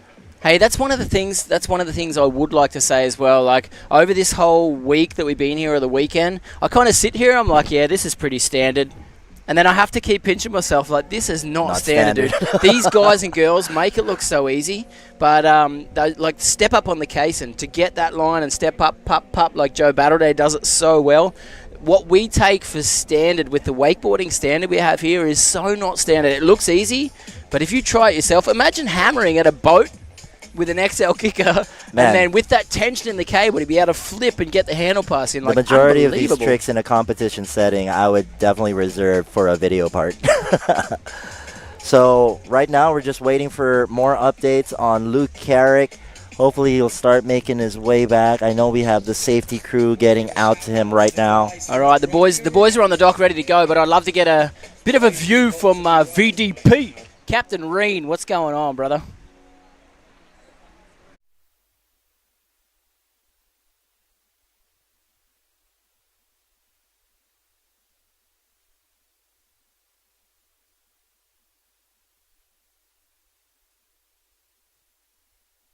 on, dude. Oh, are we live? Wow. How Wow. about that? So we did get some news in. So Lucas cruising, he's fine. He's on his way back. He just decided to walk back to make sure, walk it off, take a little bit of time, get his center of gravity again, kind of focus himself again. So we'll get him back to the start dock and we'll continue on. At the moment, obviously, Luke's 2 scores, 116. So he's in head of Pedro Caldas, the top 2 scores from the 4 runs. Is that what goes into account for the judges? So at the moment, after 1 run, Pedro Caldas was in the lead. Obviously, Luke being the only rider to do 2 runs. Unfortunately, he was on point up until that quarter pipe. And it's quite unfortunate because he still has to mac it on these 2 best tricks. Yes, he does. Trying to go for that Dowdy flip, which is a back 180 into a Crowmobe. It's absolute bonkers. The way he fell, looks like he fell on the left shoulder, right? So hopefully, I mean, he's landing Crowmobe, so he's going to be on that right arm on that one. So hopefully he can still kind of push it through. That's a heavy one. I think the biggest thing that's going to slow him down is the mental capacity of what can he do. But maybe we can check out Pedro Caldas, what he's done up until now. Obviously, his first run was a cracker. He got the highest points with 92.37. So maybe we can go through into a little bit of slow-mo and see what he did to analyse a little bit for ourselves. That backside step up on the case and is pretty tricky. Then the switch up, then the rewind. So super tech, hips rope don't control, lie. handle control. And then using the side of that banana split into a 270 on 90 out, like sticky, icky steez that only Doka can do. Con certeza, and beautiful tap Tapped onto it, the yeah. top. Really nice. Rocked up on it, stayed on it, and dropped back in. Very controlled. And then I like this one. This was like really just smooth operations from Pedro Caldas into that buttery landing out. And I do believe this might have been, yes, the double scarecrow. And that would normally be reserved for best trick, but he just throws it into his run. Wow, that is that's very dominant. Very dominant. Obviously, in that replay, you can see everything he aimed at, he got. You know, like he wanted to put it there, he put it there. He wanted to grab it, he grabbed it. Like, Right. But wow. if I was one of the competitors, if there was a weakness I needed to like maybe capitalize on Pedro's run, it would probably be that bank transfer. That I think he was setting up. He needed to be set up properly for that double scarecrow. Yeah. So maybe sacrificing the difficulty on that bank transfer first. Wow. So I just got the info in my ear that Luke Carrick won't be riding anymore. So obviously that crash that he had down the back there was enough for him to make the decision not to ride anymore. So he knows, like we said about Joe Battery, that little sketchy shake, it's not going to be enough. Luke has decided the same. He's like, I'm going to take time out. Oh, man. It's not enough. I don't want to hurt myself anymore. And so, unfortunately, after the training rounds, dude, the qualification rounds, Luke Carrick was definitely one I could have seen on the podium. Could have been in the money, but choosing we not do to. have the Dowdy flip on video, so it will probably come out on the post-event video, if ever. So yeah, I've got it on my phone, dude. It's so good. I got magic in this box. Yeah, I mean, heartfelt commiserations to Luke Carrick for exiting the competition earlier than he liked. But right now, we'll wet down the features again. We'll spray down those features again. Obviously, the beautiful Indonesian sunshine down here in Niti Island is shining down on these Unit Park Tech features, and the way it is, the features need to be wet so they are ready to be ridden and not too sticky. So we'll wet down the features and then we'll get back to the action on the water. So disappointing for Luke Carrick that he can't go out, but Daniel Grant, Pedro Caldas, Dom Handler, Liam Peacock and Joe Battleday, they are the 5 riders who've still got their 2nd, 3rd and 4th runs ahead of them. Yes. So still plenty of action to come. And so gnarly because Dom has been so dominant leading up into from the elimination rounds, and so has been Joey Battleday. We'll see. Pedro and Liam are like kind of where they need to be at the moment. They're on track, but very exciting to see how Daniel Grant's gonna, try to represent for the Thai boys. You know what I mean? After watching one of his compatriots go down. Spicy collection. Yes. But when I think about it, I was just thinking about then, like, what am I going to take away from this weekend? There's so many special moments, so many little things that have happened, and it's an absolute pleasure to be out here, without a doubt, sunshine and everything else that you were talking about. But Dom Handler, the smile on his face, dude, through the practice rounds and the elimination rounds, like he hammered that quarter pipe. He was so on point. That's one thing. I think Yannick Condor as well, to watch him ride. Right. So special, the smile on his face as well. So Matty Muncy, man, like absolutely destroying out there, Mr. Aesthetic himself, you know. But actually, we can give a shout out for some of the videos that Matty's coming out with in a couple of days. Good point. Very good point. Obviously, yeah, the 10th of November, the drop of his next. What do you think would happen? What do you think would happen, man? So Matty Muncy, obviously one of the riders that is very inspirational, and that's what it's all about, this event out here. If you're a young kid, as we all were one day, or maybe watching at home, one of the young kids, I'm hoping my little man Eli will be watching at home as well, 9 years of age, and just finding his inspiration within the sport. So looking up to these riders and those little pieces of inspiration, they don't stop. I'm still now, after 30 years of wakeboarding, as you would know as well, you've been in this game since pretty much day one. Yes. It's those little moments of inspiration which make a big difference, and to carry those through into the everyday life and into tomorrow and the next day and the day after that, that's magic. It's our job to plant the seeds, and definitely Matty Muncy is doing that, even though, you know, he's still on the younger side of things, weird to say, but actually, you know, Matty Muncy shows a great level of maturity that, you know, for their age or whatnot. They're no one-trick ponies. Yeah. You know, it's like he's an amazing writer, he's an amazing editor, he's an amazing music producer. You know, he's got his fashion game is up there. You know, and you know, it just kind of, it's not fair just to pigeonhole somebody as just a good wakeboarder. Matty Muncy is definitely an all-around amazing human being. Absolutely. Just to give you guys an update, obviously, we're telling a lot of stories because we're very passionate about what we're doing, but we're just while we're doing that, we're just checking that quarter pipe because, as we'd said, we thought it was very unusual that Luke Carrick on the line in. It looked like he had it, but that quarter pipe was kind of pretty far out, and he didn't even get up to the barrels. So we just want to make sure before anyone else bangs into it that we've got the quarter pipe set. There's no ropes that are not tightened. So I think this System 2.0 setup is magic, and I feel so privileged that Muckwerk have taken over System 2.0, and what they're doing, these events showing up. We just saw world record by Red Bull set in Larks on the longest rail, and that's one of the things with the system that's possible. Another thing with the system that's possible is Daniel Grant ripping stuff apart. So let's go, DG. All right, Firecracker 270 on, 270 out, same direction into the banana split. Rail gets that 180 on, 50-50, 270 hard way, 90 out.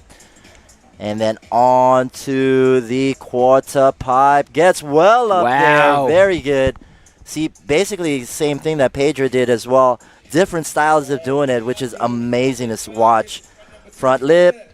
Oi, getting a little bit technical right there. 75.33 in his first run. DG's second run right now. Hey, wow. The blind elephant. Is he serious? Gets unleashed. And he was throwing that in the best trick. Now he's throwing it within his run. Dude, I need to see that in this run. The way he stopped that rotation, did the handle pass and dropped out of that thing. Dude, that Firecracker to 270 on the way up. Normally you would see that as an outside-in maneuver, but from the inside out, very nice. 180, 270 back lip. Keeping that right foot forward around the handle behind his back. Coming in the quarter pipe. Let's see what happened here. Right foot forward, goes up. No stall, and then rock and roll straight into that thing. And here we go. Going just a little bit basic on this bank trap. Front lip to front lip. 270 out. Holding the body position too through the handle pass. And there you go. There's the Tootsie. And then before getting there, stomping it to blind. Sorry, dude. I just sneezed and looked away. Did he go toe side of that or heel side? Toe side. Toe side and wow. Just at the critical moment, I looked away and missed him totally. Oh man, DG right. 158.33 points after that second run. Right on. So right now we're about to send out Doca, Pedro, Caldas. Com certeza, tá ligado. Oh, look at the way he comes off the dock. He's ready for it. Step up. Hey, gets a full three through that rail as well before popping out to blind. Boink. Oh, bank to bank. That's the inside line he to wanted, outside. dude. Ollie switch, left foot forward. Boom. Maybe not as clean Yeah. as he'd like it to be on that quarter pipe, but the first two were just absolute fire. Back lip, back 270. Ooh, just coming off a little bit early on that Did he rail. want it? Did he want that? I'm not sure. I don't think so. Hey, double front roll right there. So double front roll. So I would say probably not 100% what he wanted. There's one or two little things like the quarter pipe C-Lo that he could clean up in this second run. But look at the way he comes off the dock. Like snake bite on the way in. Drag the hand, whip the water. So step to step to step on the pipe, gets a full 3, and then back. Oh my How God. about that? And this Basically one, a zero spin. this one, using the wall to bang Boink. up, bop, bop, sucks it up and uses the outside of the pipe to drop in on that. That is a hard line. And I haven't seen that all weekend. Yes, I haven't seen it for anyone else. Boom. All right. Not quite getting the amplitude that we normally see from him on that quarter pipe. And definitely just coming off early on this bank tramp. He gets that back lip. Tries to spin into it. I think accidentally pulling himself in towards the cable on that one. These minute adjustments on the way in. If that wasn't the line he was looking for, check that one out. That handle's throwing it up over his head, then ripping it down to his hips to get the board underneath him. Wow. I think he just tried to go to the double because, you know, he definitely has intentions of going for that double Crowmobe later on. Scores in 168.47. 10 points ahead of Daniel Grant. Obviously, due to the first run score that he had. So we're talking about 4 runs. The best 2 runs count from those 4. The best 2 scores count from those scores. I think definitely the first run score was the higher score. Yeah, absolutely. That's what's going to carry him through without a doubt. Come on, let's go, Dom. Step up, nollie. Front 3, so steezy, gangster style. Nice. For Dom. Hurnley gets that 180 on 50-50. Oh, not quite getting the full pull Finish it, on Dom. that one. Finish it. Heel side up to that quarter. Hey. Nice. That's the intensity we need on that quarter Yes, pipe, right? sir. Going all the way to the top. You're absolutely right, Clint. And here we go. This is where it gave him a little bit of a hiccup. There you go. Gets that time to the blind and right on the edge, baby. Check this out. Nail it. I love it. The case and rat-tat-tat-tat. Hey. Oh, yes.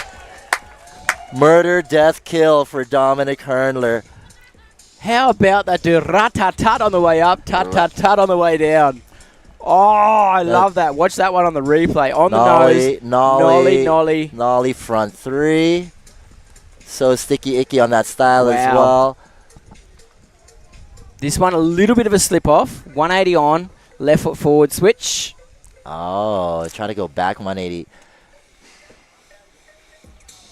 This is the intensity we need. He came fast. He got his edge, got the line, rolled up, rolled around on the coping to come back down with a left foot forward. And there he goes, massive on his Tanny to blind. Look, he lands right on the limit on that bank. Look how close that was.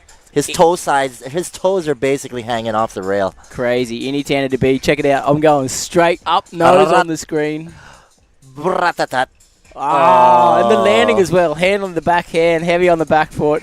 Made it look easy, dude. That is a line that we haven't seen from anyone else all weekend. That's going to be good for Dom. That's going to be good for Dom for sure. Did you see the smile on his face, dude? When he tat-tat-tat on the way down, he's like, you know I did. So gangster, so gangster. Basically a drive-by. All right, so 48.73 was the score in the first run. Obviously, with that Tanny to B taking him down. Got it on this one. Tanny to B into that lander down the back end of the course, and the scores still waiting for those scores here. It's going to be in the men's pretty final. up there. I'd imagine that'd be like in the high 80s, if not 90s, you know. Pedro was like hitting 96 or 94. We could check it on the live score right now. Pedro 92 in that first run is what I have in my brain. So, that will step him up for sure, Dom Handler. But that's what I was talking about before, dude. You know that Parks, Windsor, and Andy know what they're doing as judges. This is a tough job, man. Wow.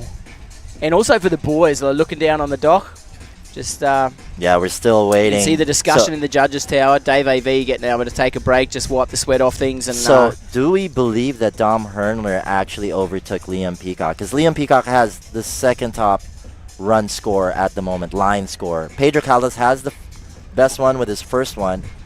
Liam Peacock got an 86.33 on his first one. wow. So I think that's what they're trying to determine right now. Did Dom Hernler technically do enough to take out Liam? Or did Liam, you know, build a big enough wall right there?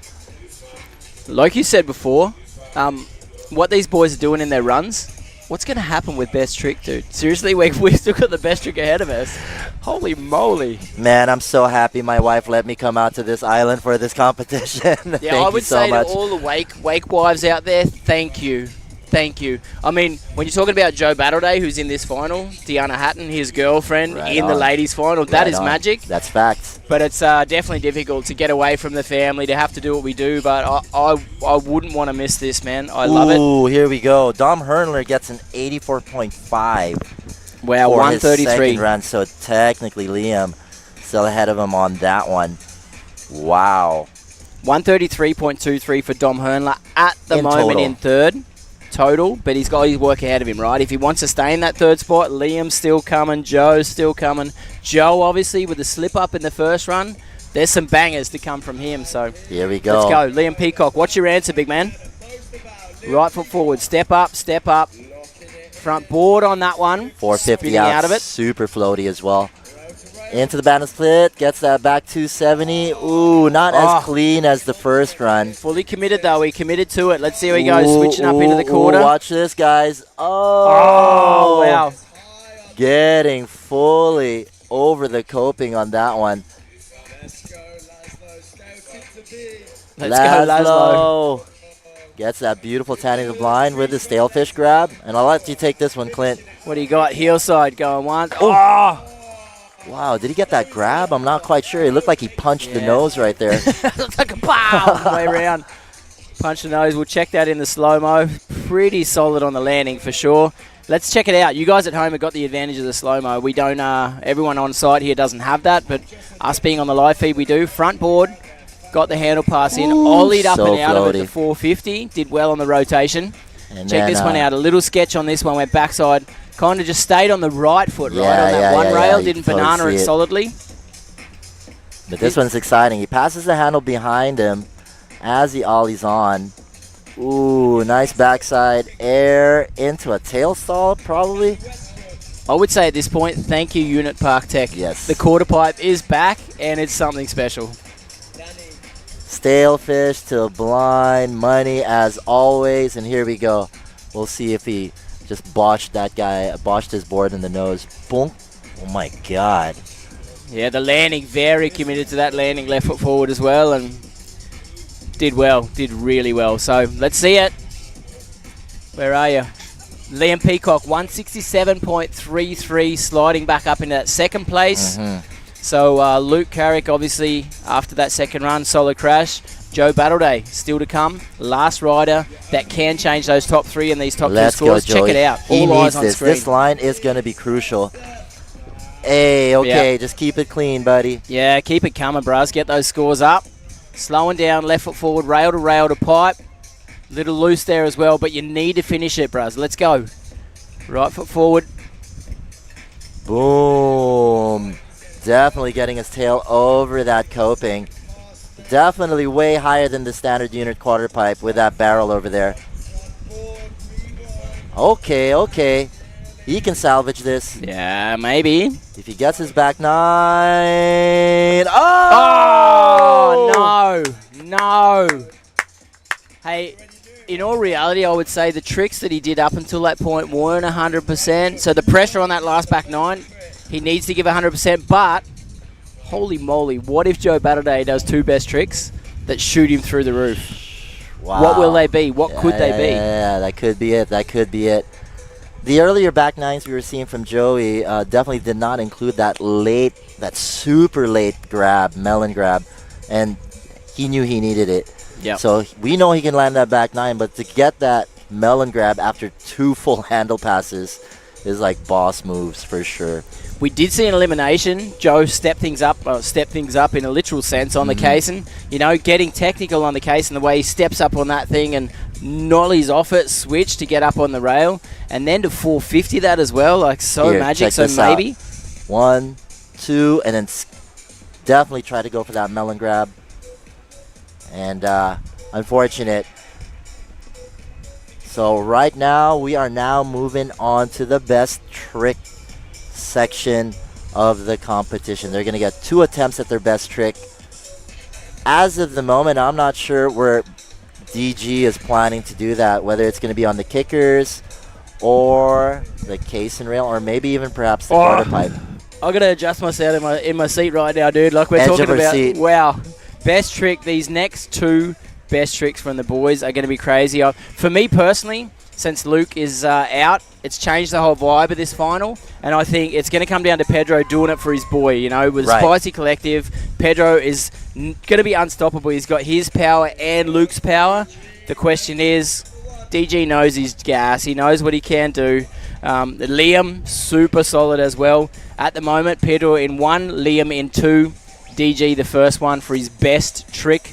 All right, so it looks like it's going to be the most likely the kicker right here, the XL kicker. I'm guessing. They can use any of the features for anyone just joining us. They can use any feature they want as their best trick. DG winding up the crowd. Let's go, Daniel. Looking at the kicker heel side. Wow. Whoa. Moby Dick.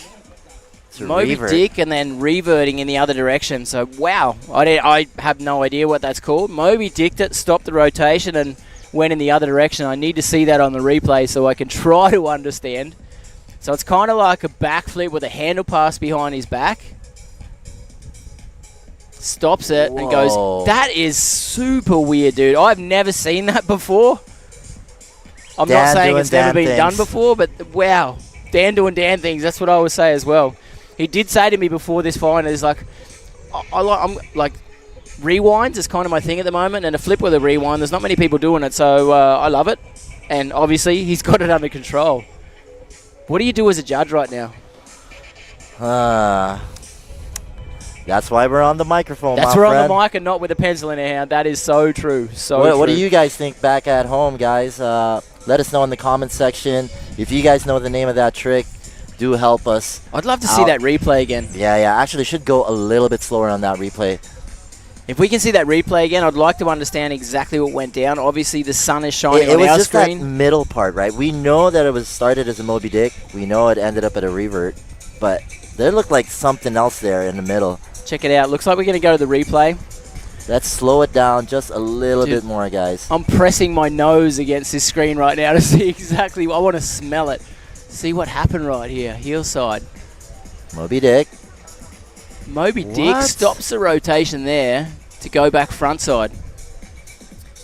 I'll ask him later to see if it's got a name. We won't be able to tell you guys that, but if anyone's out there that is well involved, I'm guessing Hunter from the Grab Matters is online. I'm really not sure if there was like an extra handle pass in that movement. The way he went from the right hand into the left, like it was a really weird tweak, but there's a glitch in the matrix, ladies and gentlemen. There's a glitch in the matrix. And DG has got it under control. But a shout out to Hunter from Grab Matters podcast. For anyone tuned in that does love wakeboarding the way we do, tune into the Grab Matters podcast. It's the best wakeboard podcast out there and very informative. So Hunter, if you've seen that trick before or you know what that trick's called, please let me know. Wow, I am looking forward to this one. Pedro Caldas at the moment in the lead, 168.47. Best trick. Double Crowmobe, my friends, double Crowmobe. I'm guessing. I just don't know what he's going to do for a warm-up. But, I mean, he's already thrown 2 doubles on it, so I think he's going to go ham and go for this double Crowmobe. He's got nothing to lose right now with 168.47. Obviously, Joe Battleday has got some crazy skills and Dom Handler as well, but he's got nothing to lose. And will he go for the double Crowmobe straight up? He's going to come at it toe side, left foot forward. The Brazilian toe side. Bang, bam, bang. Bam. Oh! Let's get it, Doka! God. Com certeza, man. Dude. The capoeira and wakeboarder. Wow. Let's go, Doka. Holy moly, Axel Foley. Check that out. That is as clean as he can get. Doing it for the Spicy Collective, baby. Wow. That's going to be in the 90s for sure. He's Dude, in the 9 club, dude. How did you do that? Dude, he got extra pop on that one. That is amazeballs. Dude, judges are on their feet. Half of the start dock is in the water. Wow. Oh, man. We just witnessed live murder. Look at Dom Hurler on the dock. He was like, righto. I go, righto. Holy like, the focus. We spoke about it at the start. Pedro Caldas, Fuego. He's got fire. His buddy Luke from the Spicy Collective, Luke Carrick, not being able to finish his final. So Pedro's got that pressure. You're absolutely right on He's that like, one. I'm going to deliver, dude. And he did. You hit it right on the money, Clint. That is amazing. Oh, my God. Oh, my God. Our judges right now, I've got Andy Culp in my ear, and he's like, wow. This is crazy. This is absolutely nutcase. Niti Island Treasure Hunt, ladies and gentlemen. Dude. You guys made a good decision to tune in here online. Thank you for it. The finals. Dom Handler about to start out with his third run, first of the best tricks. So we've had the lines. The 2 first runs are your best line. The second 2 runs, like run 3 and 4, are your best trick. Wow, Dom dude, Handler that's about massive. to get into it. That double Crowmobe netted him a 95.03. Understandable, dude. 9 club. Let's go, Dom Handler.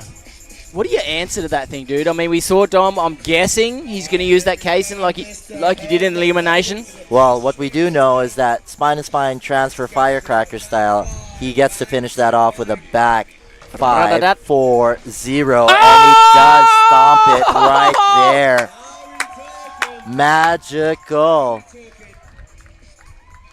Magical. We've got a comp in our hands, ladies and gentlemen. Are you not entertained? Are you not entertained? Holy moly, Dom Handler. Check it on the replay. Tut. Spins backside. Low on the handle pass. Tut. All 3 stairs on the way down, but the commitment. That tail is hammering into the water. His control to get that thing under control. Unbelievable. Bravo, Dom. Bravo. Using the energy that Pedro has just delivered to his advantage. Probably securing him that second spot at the moment. But we'll see, because we still have Mr. Laszlo, Liam Peacock. Dude, I am so thankful that I came healthy into this competition. My heart is pumping. Dude, that is just insane. And that is just the first attempt so far. Oh, dude, seriously? And Liam Peacock, he's going to go into beast mode right here. And, you know, Liam eats pressure for breakfast. That's beautiful. That's a thing of beauty. That's a video. That's a video section right there. That is an ender without a doubt. That right foot, the way the nose came down, like tipped into the water, and he pushed his chest over to stand that thing up. Unbelievable, Dom Handler. You would think with Pedro's trick, that's the vibe, the energy. It was like exactly as you said. The energy was there. Pedro is hard to stop when he's focused. And Dom just took that, rolled it into a ball, chewed on it, and then put that thing down. Had a reply. Wow. Had a reply. And you know Liam Peacock's going to reply back. Wow, dude. We know he's been going hard for that double back roll to blind. Well, no, it's like an early KG. Like, I'm really not sure how to call that trick just yet. Wow. Oh, man, this is amazing. We're talking about Liam Peacock out there right now, 26 years of age. He's won so many titles in his career. He's going to look at that kicker toe side. Coming at it fast, that left hand, dropping the handle. Oh. Toe side double roll to revert. That was a loud slap. Solid on the landing, but probably not exactly what he was after. A good pop on that toe side double back roll. Opening out, landing revert. So you think setting up for a double Pete right here? Boom. Drop that grab pretty early. Ooh. I would say so, dude. I'm guessing he's going to try to hammer that left foot around again on the second one. But getting a solid landing, but he's going to have to fully commit on the end. Hey, this dude on the screen right now, Joe Battleday, he is without a doubt one of my favourite riders worldwide. I would say, if not number one. I've said it so many times. Joe Battleday, Pedro Caldas, two of my favourites. The pressure that is on him right now, wow. Joey Battleday definitely, he's had a bit of a tumultuous career if you do get to follow him, you know what I mean? But without a doubt, Joey Battleday is your rider's favorite rider by far. Yeah. He's one of the most down-to-earth dudes within the sport. He's one of the most thankful dudes within the sport. He's very authentic in his approach to it. And I wish him all the best here right now. Dude, stay focused, brother. Let's get it. He's doing this gnarly transfer on the case, and it's so tech. Gets on the second step. All the way to the top. Oh! Booyaka shot. Stepping over that, nolling over that last step to get up on the tail like that. Holy smokes. Gets that on the second step, 50-50. Nollie 270 hard way right on the tail and then blinding it out. Wow. Wow, as you said, C-Lo, are you not entertained? Seriously? What I'm wondering, what's better? Coming out of the gates and going straight at it? Or having a run to cool your things down to focus and then going at the kicker? I think that's pretty difficult to do what Joe just did, but he left nothing on the table. For spectators with heart problems, that's probably not the best option. Give me a minute. Yeah. Check it out. But for me, it looks amazing. 50-50 on the second step.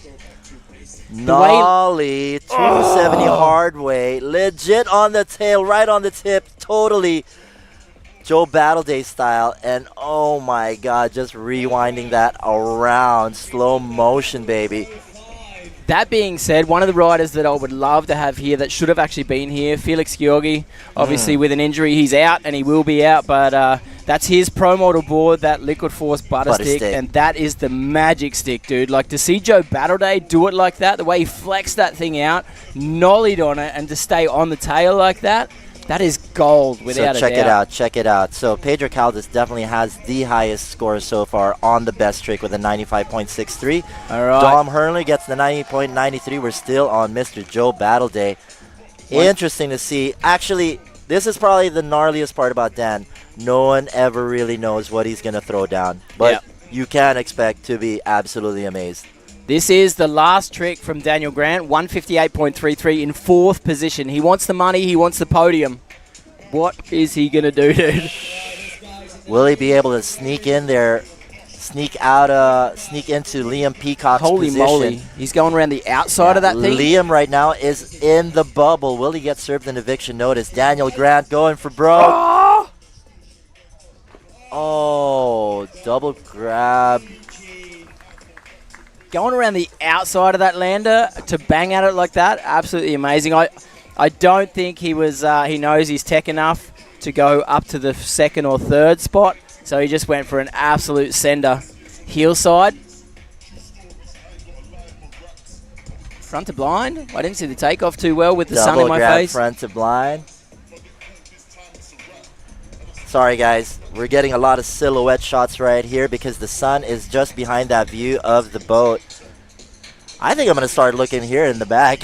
Yeah, the real view. I mean, to see the approach on the live stream, like, you guys, I am so thankful that you're online. You are so lucky to be witnessing this without a doubt, so thanks for making that choice. But there's a big part of me that wants to look at this because the color of the water, the way that pirate ship is floating with the pipe on it, absolutely amazing. So score coming in for DG, 163.03. So top spot, Pedro Caldas, Dom Handler, and Liam Peacock.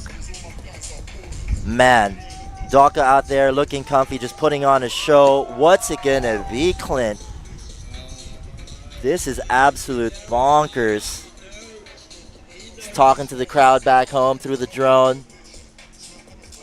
Man, dude, he's looking like a winner to me, con certeza. Wow. I love it when Pedro is on vibe.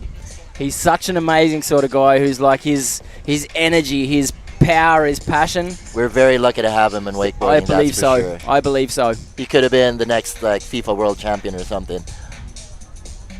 Oh, he's gonna send it. He's coming from the outside of that feature, coming fast. Excellent, excellent. Sending it with the crypt. That's a crowd favorite for sure. Full extension. Dude, that's a Parks Bonifay move right there. Yeah, guaranteed. Hells yeah, Doka, hells yeah.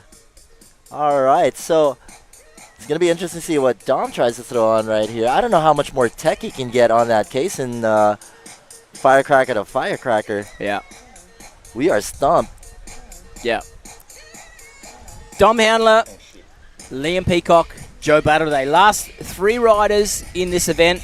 The last 3 sends in this event. I really... Niti Island Treasure Hunt. Holy moly. Axel Foley, my friend. Let's go, Dom. Ah, totally out of battery on the phone right now. We're just going to enjoy the view over here.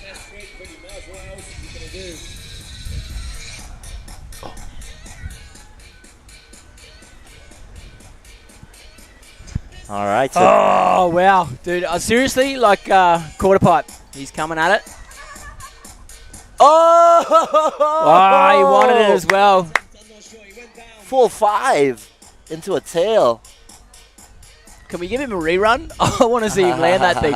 I want to see him land that thing. Oh, man, he waited for it. He knew he needed something different. A kicker trick's not going to do it.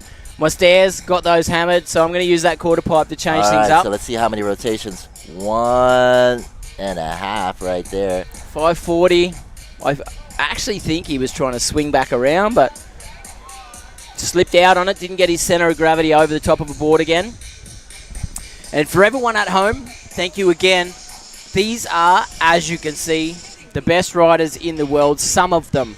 Some of you are at home. I'm hoping watching as well, as far as best riders go. But Dom Handler is one of the more influential, one of the more important riders within the sport over so many years. Let's go, Dom. Mixing it here with the crew. Austrian competitor. Behind the boat, he's killer. On the cable, he's killer. Edit machine. Yep. All right. Yeah, that's another thing with that winching that he does, like Fuama, one of the an amazing movie that him and Felix have done as well. On a snowboard, he's incredible. On a surfboard, he's incredible.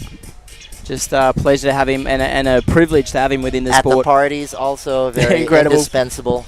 175.43 Dom Handler in second place at the moment.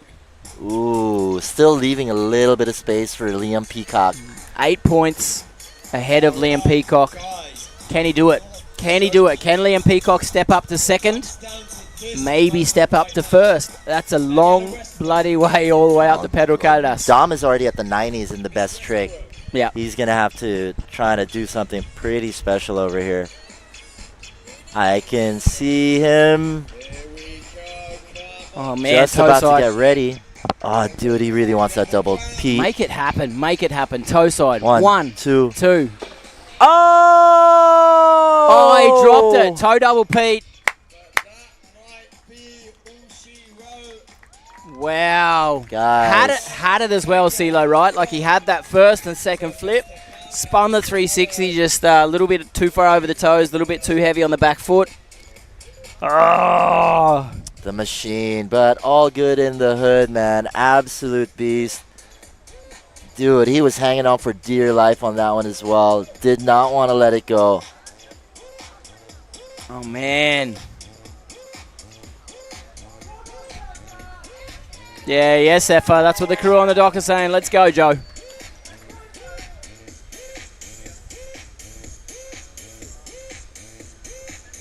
Insanity. Insanity. At the moment, Joe Batterday, 151.37 on the 5th spot. Can he step it up to the podium? Just put a shout out to all the Wakeport crew, my home cable in Frankfurt. There's a lot of you online watching as well, so thank you guys so much for tuning in. Good morning.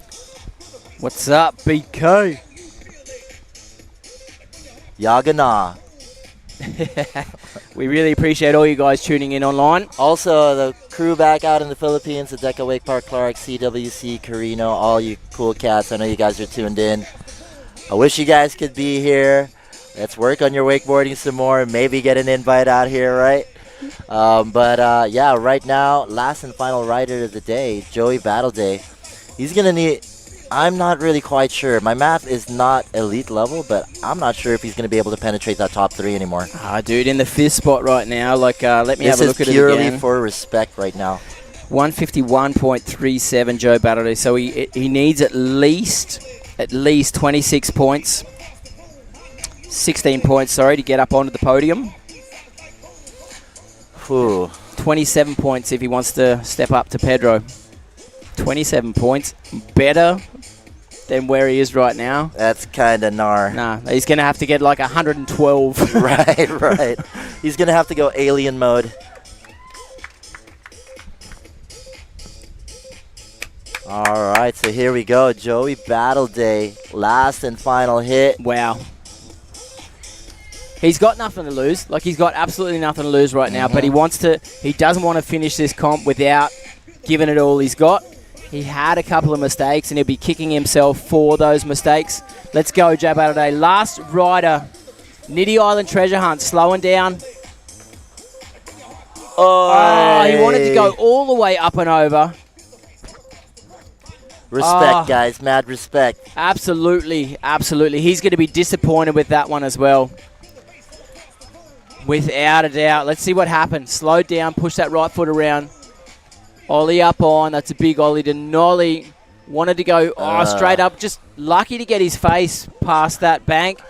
And that will finish out. Joe Battle Day not able to step up things in this Niti Island Treasure Hunt. Very disappointing for Joe.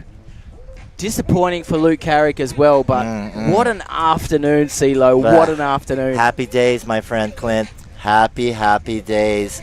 So for those guys tuned in at home, hope you guys enjoyed the show. We definitely enjoyed giving you guys the 411 on the water. Absolutely. We just want to say thank you again to all the people tuned in, all the organizers, Pahaji, Raf, the guys who put in the money for this event. Let's, and of course, if we can, I'd love to keep you guys online just before you choose. It sounds like a wrap-up we're doing now. We're going to do the prize giving as well, so you guys are welcome to stay online for the prize giving. So please do that. C-Lo, I don't want to stop you in saying thank you because I think that's definitely what we need to be doing right now. But, yeah, we are going to stick around for the prize giving, so please stay with us. We are here at Niti Island Treasure Hunt. As you can see, this location on site on the screen, absolutely magic. Probably the right thing to do right now is to give the whole idea of the event. We wanted to get the world's best wakeboarders, or some of the world's best wakeboarders. I mean no disrespect to the crew that aren't out here at the moment, but obviously being an invitational just for one day, we can't have everyone out here. But the whole idea of this event is there's so much potential in Indonesia. If you look at the world, that's one spot that there's not enough cables, or there's no cables set up. So to the family out here, Pakachi and the whole family that have got us out here, thank you so much for it. Here in Indo, there's a lot of potential.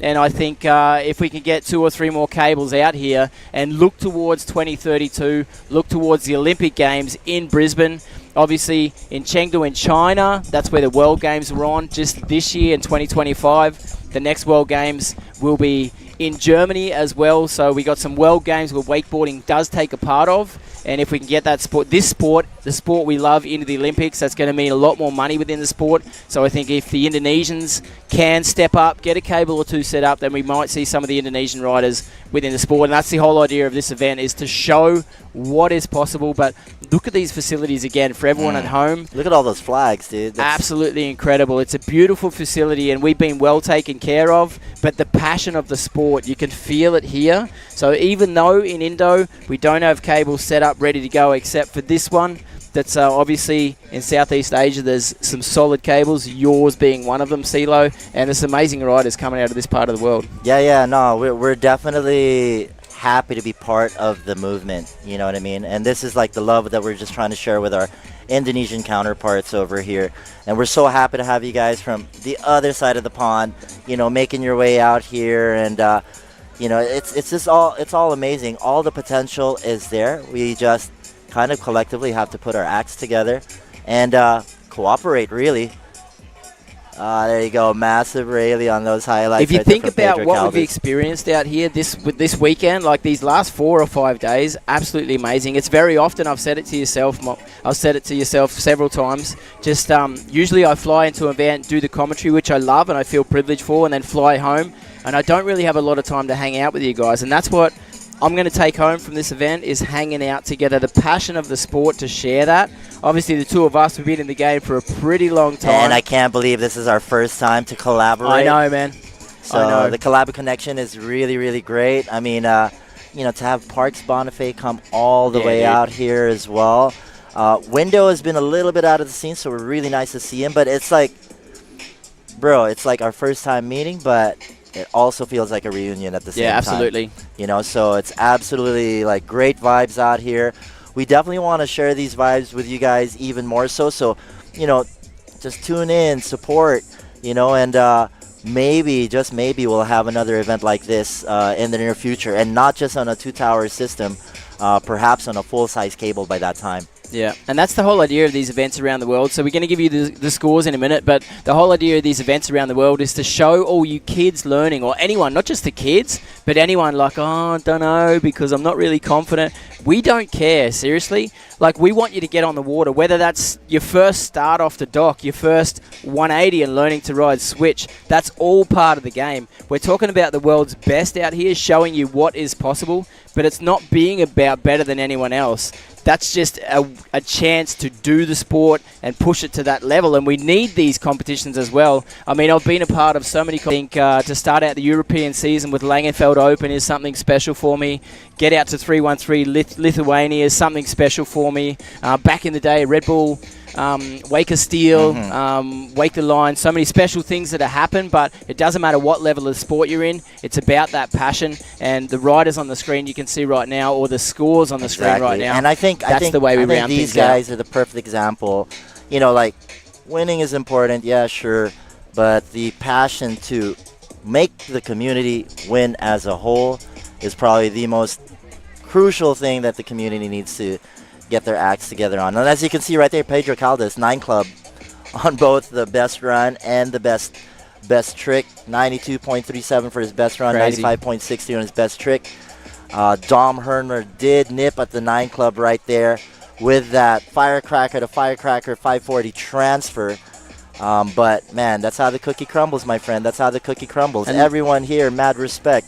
And look at the flags too. Like, you got the Brazilian, you got the Thai, you got the Austrian, you've got from the UK, from Australia. It's a mixed bag, and these boys are all mates. Like, it's the connection that we have through the passion for the sport that's pretty special. And like we'd love to get over to the prize giving and see if we can have you guys join us as part of the prize giving. But before we do that, C-Lo, I do want to let you finish out. Sorry about that. Like we were mentioning earlier, we have a nice collective of cable park owners here, and I'm not really like used to seeing cable park owners hanging out and enjoying each other's company, you know. So this could be a sign of the times, you know what I mean? Maybe the sport is like maturing to a level where we can really take it to our Olympic hopes and dreams, and to give all these super talented riders a full-on real career path. Absolutely. You know, so we're not the first who's ever done these types of events. We're not the best ones to do it, but we're just happy to do our part,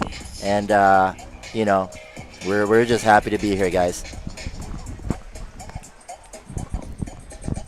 Sorry guys, just trying to work out the stuff for the prize giving and presentation. And as you said, C-Lo, I think it's time. I feel like over the last years that have happened, the way the sport's going, the future of the sport, I think it's important what we have said. You need to look back to know where you came from, to be able to look forward to see where you're going. And I think it's through, you know, Tom from Siagao, to have him out here. Yes. Leo from Cambodia, which is also a pretty new park as well, to have him out here to say, hey, we run a cable. We want to go see what this place is about. We want to go and hang out and get a vibe for what's going on. So for events still to come, I think that's a good sign. and for working together, I think is a good sign as well, because that's what it's going to take. If we're going to be taken seriously, or more seriously, we are taken seriously, but if we're going to be taken more seriously by the bigger sports of skateboarding, surfing, snowboarding, where there's more money, and I think that's what's important for these riders. You know, if they don't have the finances to travel the world, they can't push the limits. Right. So I think that's part of what it's all about, is promoting the sport and getting a little bit more chance for the riders to not have to do a day job and then go wakeboarding. Absolutely. But to have the finances to say, what is my body possible? What is possible for my body? What is possible for my mind? Where can I take this sport? And how much can I inspire the next generation to take that ball and run with it? And I mean, we've seen never be done tricks before. That Exactly. double P, dude. Wow, absolutely amazing. 2 flips. Double Crowmobe, man. Absolutely bonkers, dude. Like firecracker 540. Second step, 270 hard way all the way to the top of the case. And then Dan doing Dan things. We can't even call the trick. It looks so simple. There you go. It gets... What the hell? Like, the more I watch it, the more I get confused. Yeah, dude, I'm going to go straight over. That's one of the first things I'm going to ask the boys when I get over there. I like get the vibe for what's going on. I keep talking about the boys, obviously, because the boys, that was the last final that we saw with the boys. But to all the girls out there, I do want to mention at this stage Copycats Club. I think Zena and what she's done with Copycats Club. Mad props. The connection of the girls within the sport. I think it's something special. And one of the things we at home at Wakeport, we've got the Port girls every Wednesday. I think girls learn differently. I think girls need to connect with themselves. I think they also need to ride with the boys to get a little bit of, okay, maybe he can ride a bit better from me, but he's going to push me to ride better as well. So I think that's what it's all about, is the girls supporting the girls, the guys supporting the girls, the boys pushing their limits. And I think it's amazing to see what the girls have done. Claudia, to see how well she went. We can see on the screen right now as well, just to come into this event as one of the world's best. She's got her own pro model board, that Liquid Force Holiday under her feet, and the control she's got on the board is so good. And she's one of the most lovely girls that you're going to meet as well. Super happy to see her too. She came back from a really horrible injury as well, you know, slowly working her way back, and it's nice for her to cap off this season this way. Couldn't have happened to a better person, really. And what comes to mind right there, C-Lo, as well, is if you're talking about Claudia as winning the girls event, which obviously we've seen the scores, so we're going to do the prize giving and presentation in a minute, but she won the girls event. Her sister from another mother, Elena, getting injured in the rounds before that, not being able to compete, so she went into that final with, I'm going to do it for me, but I'm going to do it for her too. And then also that's what Pedro did for Luke as well, and that's beautiful, you know. I think this generation of riders are really the ones carrying the flag in terms of community, cooperation, and doing it for your boys and your girls. So right now, guys, we're just chilling like a villain out here, enjoying the sunset. We are organizing for the sunset, the awards ceremony. I would love to answer to all your comments right now, but the phone's a little bit diggity dead. So yeah, Niti Island Treasure Hunt, dude. Like, this is just a little bit of a treasure chest, and all the treasures, all the riders, all the organizers are the gold rings, the gold necklaces. They're all just collecting over here. C-Lo, we got magic happening right now. You stay online. I'm going to give you Claudia so you can talk to her. Right and on. You guys can talk to Claudia as well before we get in the prize giving presentation.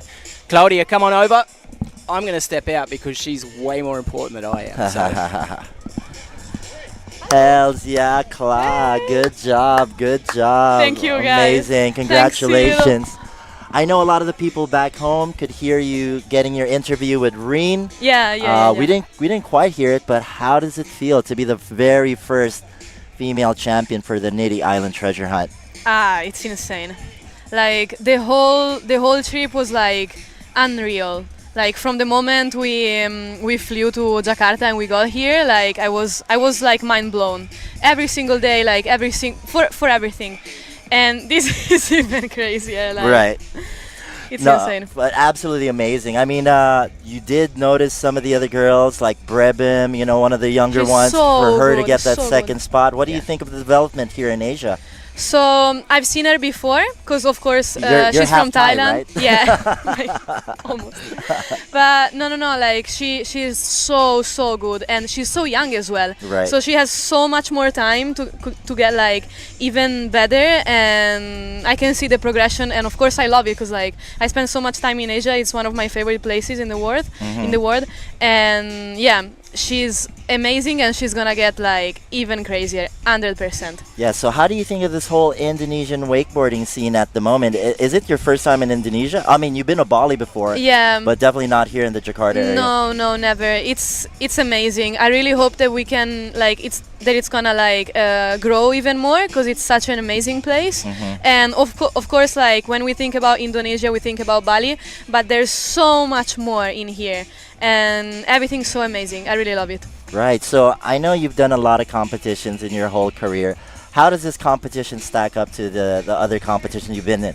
I mean, obviously the cash prize is absolutely amazing. Of course, yeah. But like, just something me and Clint have been talking about the past few days, like the vibe is just a bit different on this one. It's next level, like everything, how we were treated, like I was feeling like a queen every time. Like it was insane, amazing. The guys are so kind, and whatever we needed, like they give it to us. So it was really insane. Like it wasn't even feeling like a comp. Right. So good, so good.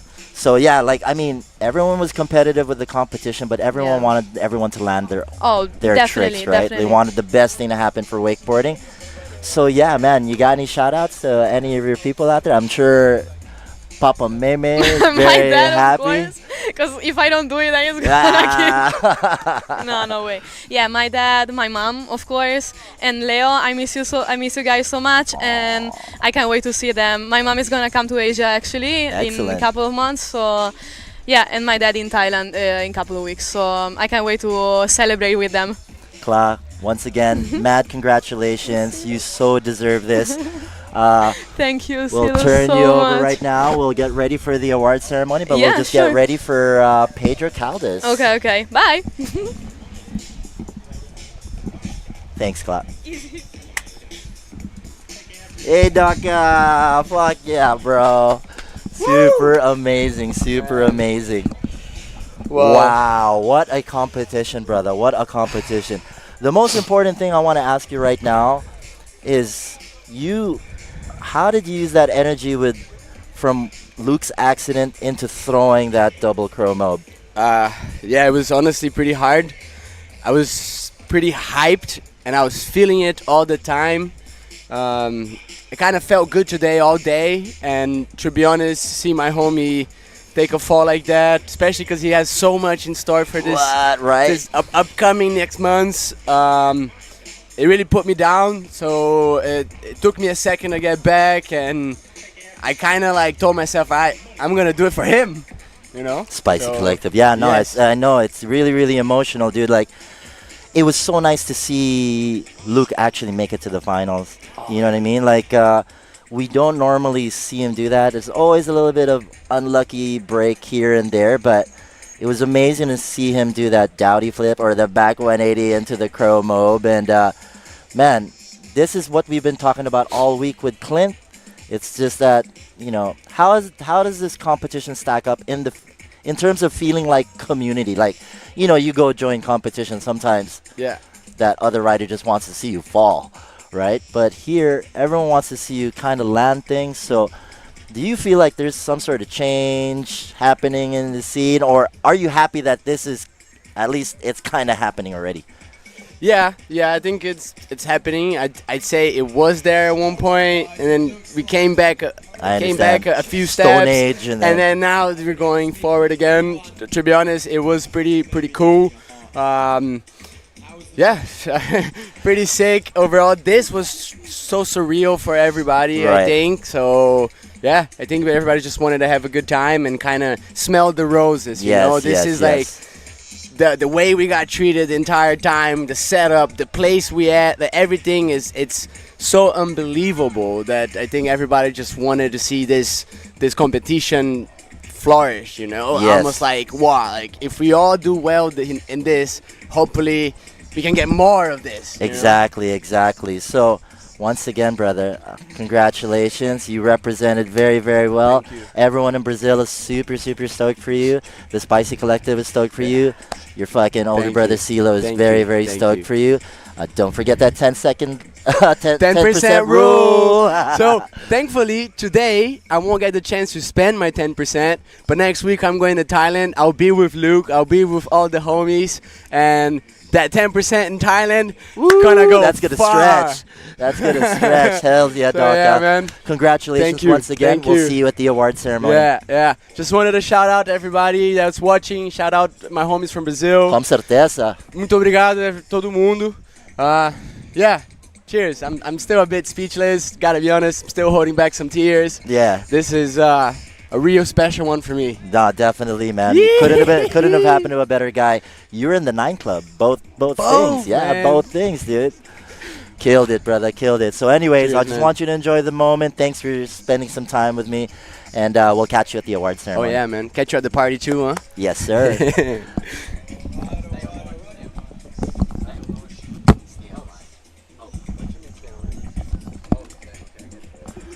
Alrighty, Rue. Okay, so we got some sunset vibes over here right now. And just getting organized for, dude, so much emotion. Wow. Right there. Just standing beside that to see Pedro's face. Tears in his eyes, and he definitely did use the emotions of Luke kind of falling out and not having the full opportunity to really flex his thing. And yeah, you could see the emotions. You could see the camaraderie, you know, and it's like, it's nice. It's nice. And I like how he said it, you know. It's like, I was kind of hinting to him, like, oh, you think we're going towards a better direction right now? And what he said was like, man, I think we were there before. We kind of lost it, and now we're kind of getting back to it, you know? So it could be just peaks and valleys, right? Yeah. It could be just peaks and valleys, and we're just coming out of the valley at the moment, you know? So, man, mature beyond his years, this Pedro guy, and Claw as well. Yeah. Also doing it for, you know, her homegirl, Elena, and man, like, the best winners. The best winners, dude. Couldn't be more happy. I was just thinking when I saw Claudio's face and especially Pedro's face, I'm so thankful that you did the interviews right there, because I'm built pretty close to water, you know, like it doesn't take a whole lot.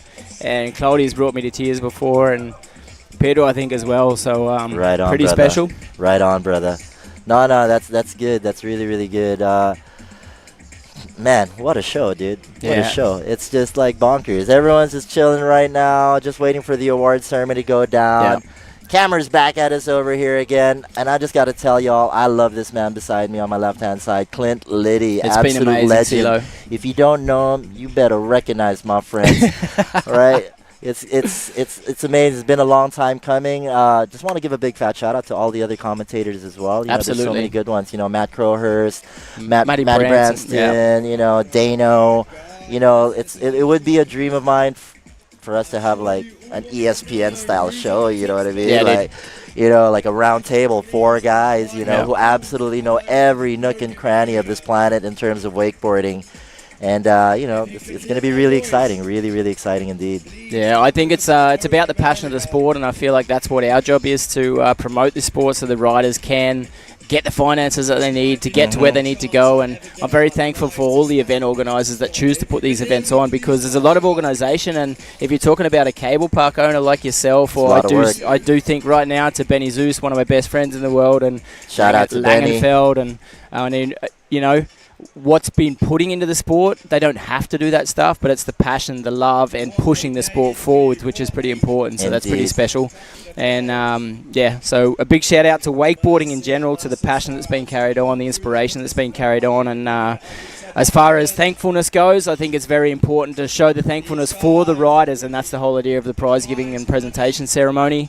So Razzie P is a beautiful man. Yes, Ryan Peacock. Sir.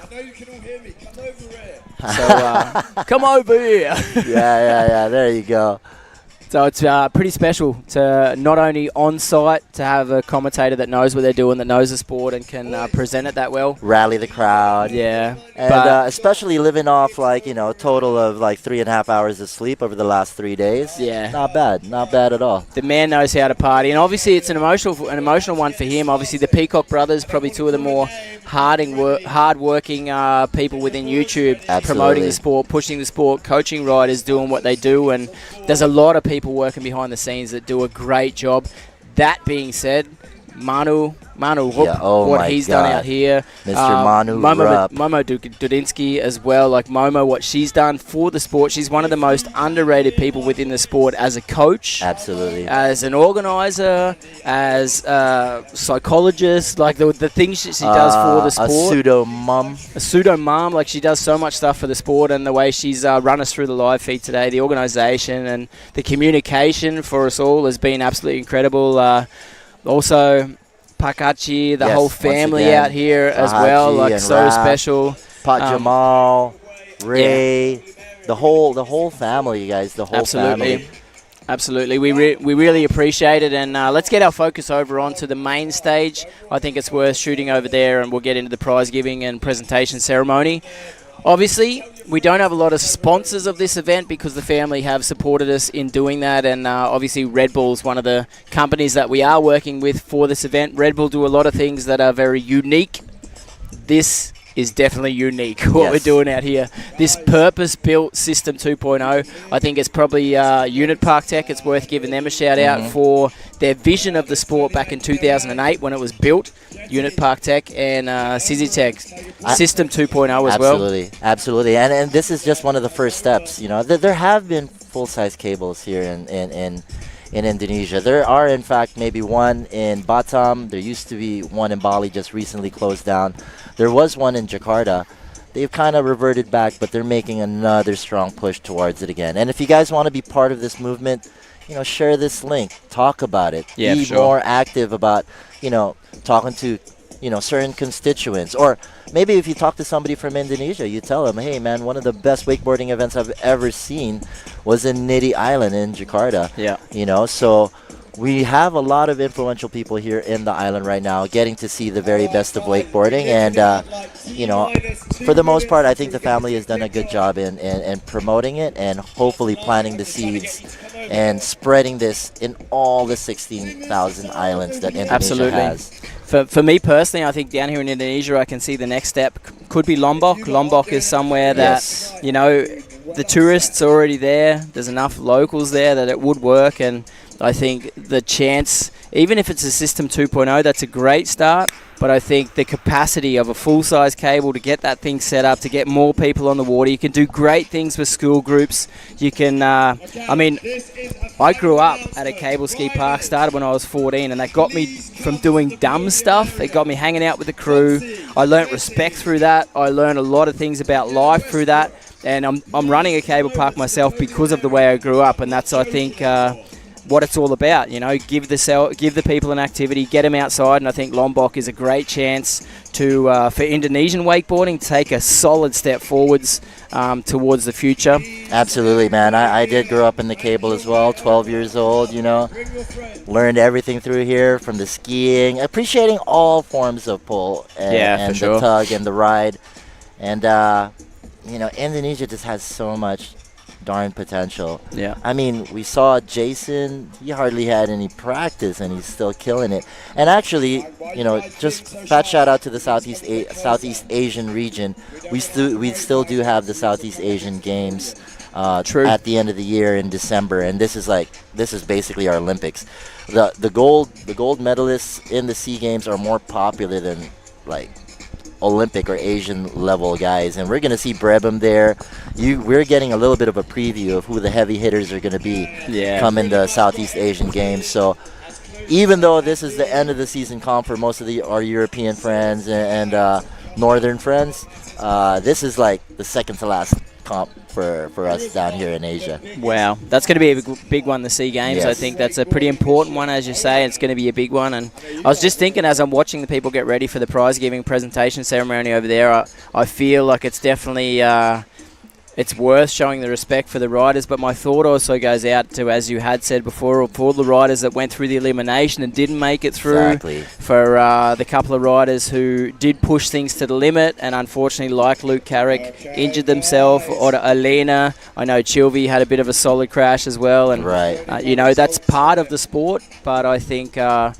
you know, pushing your limits, learning what you can do, trying to advance yourself and have time on the water is pretty important. So we definitely appreciate everyone out there that wakeboards, not only at this elite level that we have here, but anyone who chooses to pick up a board, any parents that choose to give their kids a board, say, hey, let's jump on a knee board.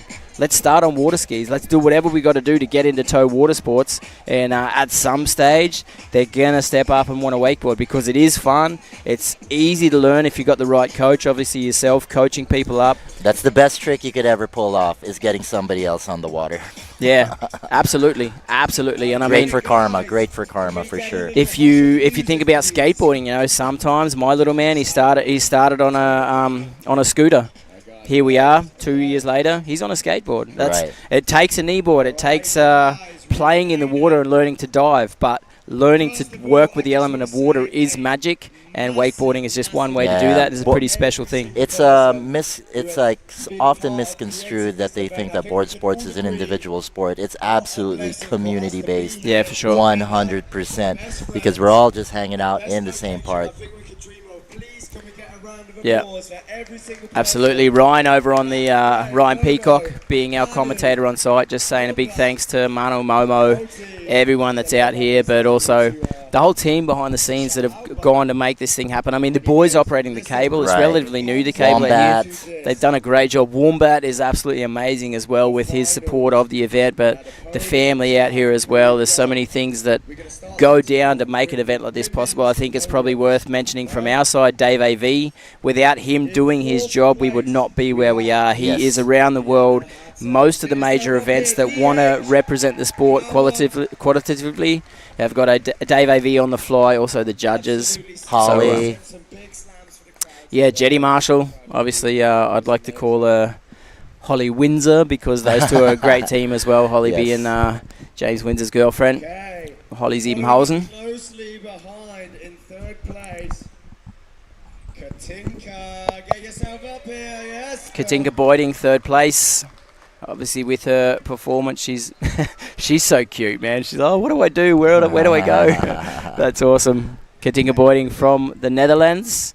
Just like I said, she's an environmental scientist. She's an engineer. She's got qualifications. She's a great example for like a lot of parents. Like, I mean, you know, she knows how to balance life with her corporate life and the pro wakeboarding life. So that's great.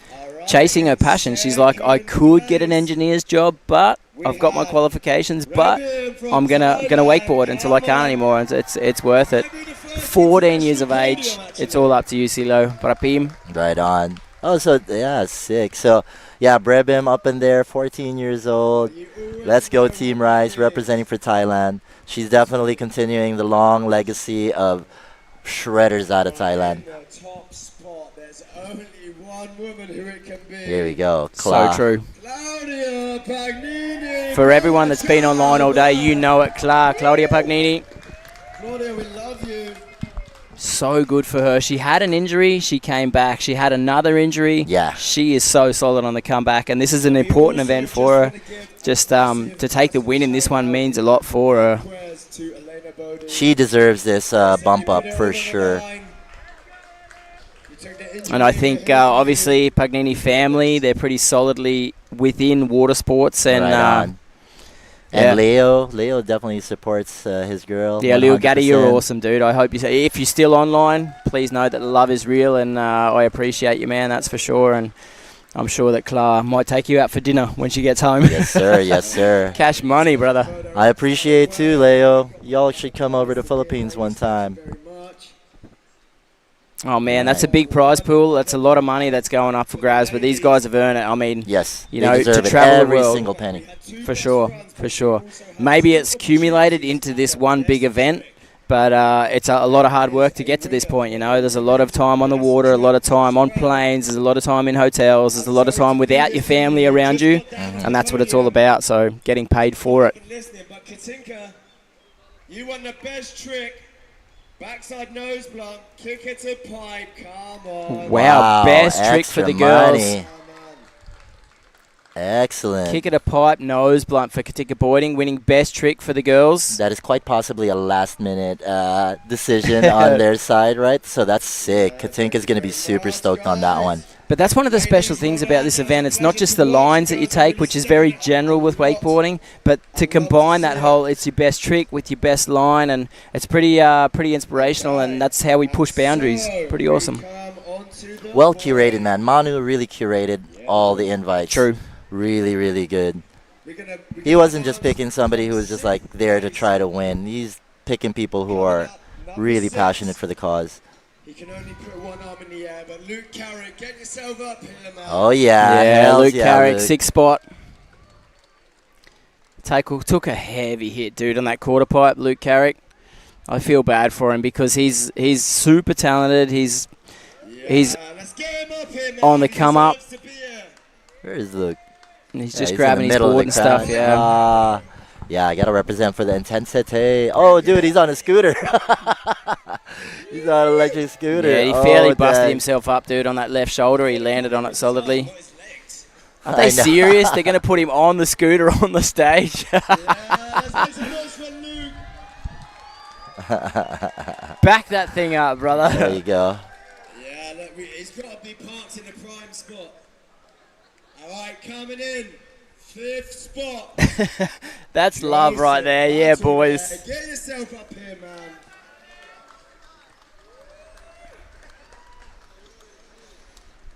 Man, so close for Joey, dude. Yeah, Top dude. qualifier coming in, but, you know, that's how the cookie crumbles. Yeah, like disappointing for him for sure. He's such an inspirational rider, and when he gets his focus on, it's amazing. Just the fact it didn't work out here for the Niti Island Treasure Hunt is disappointing for him for sure.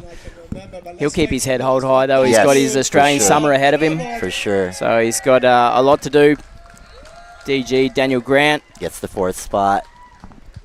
Yeah, I think it's awesome too that we've chosen to get all finalists up on the podium. I think it's pretty hard when you only get the top 3 up there, and to Right, get all right, 6 right. boys up there. And that just goes to show, you know, this is not just about a winner. Yeah, it's, true. It's about the community, the real group of wakeboarders. And even the top guy can't do what he does unless he's got those people with him. Come on. I'm hearing you. Absolutely, C-Lo.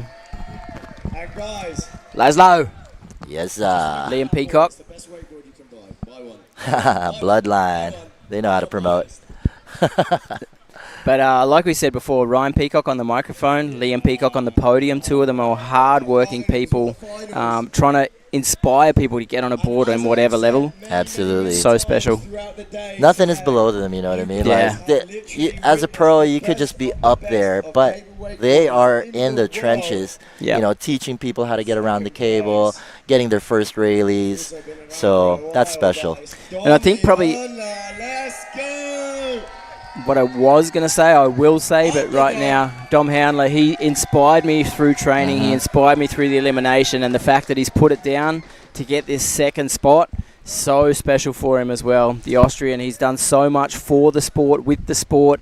He's got an amazing film coming out at the end of this year. Exactly, and he's instrumental in convincing the family too and investing into this game, along with Manu.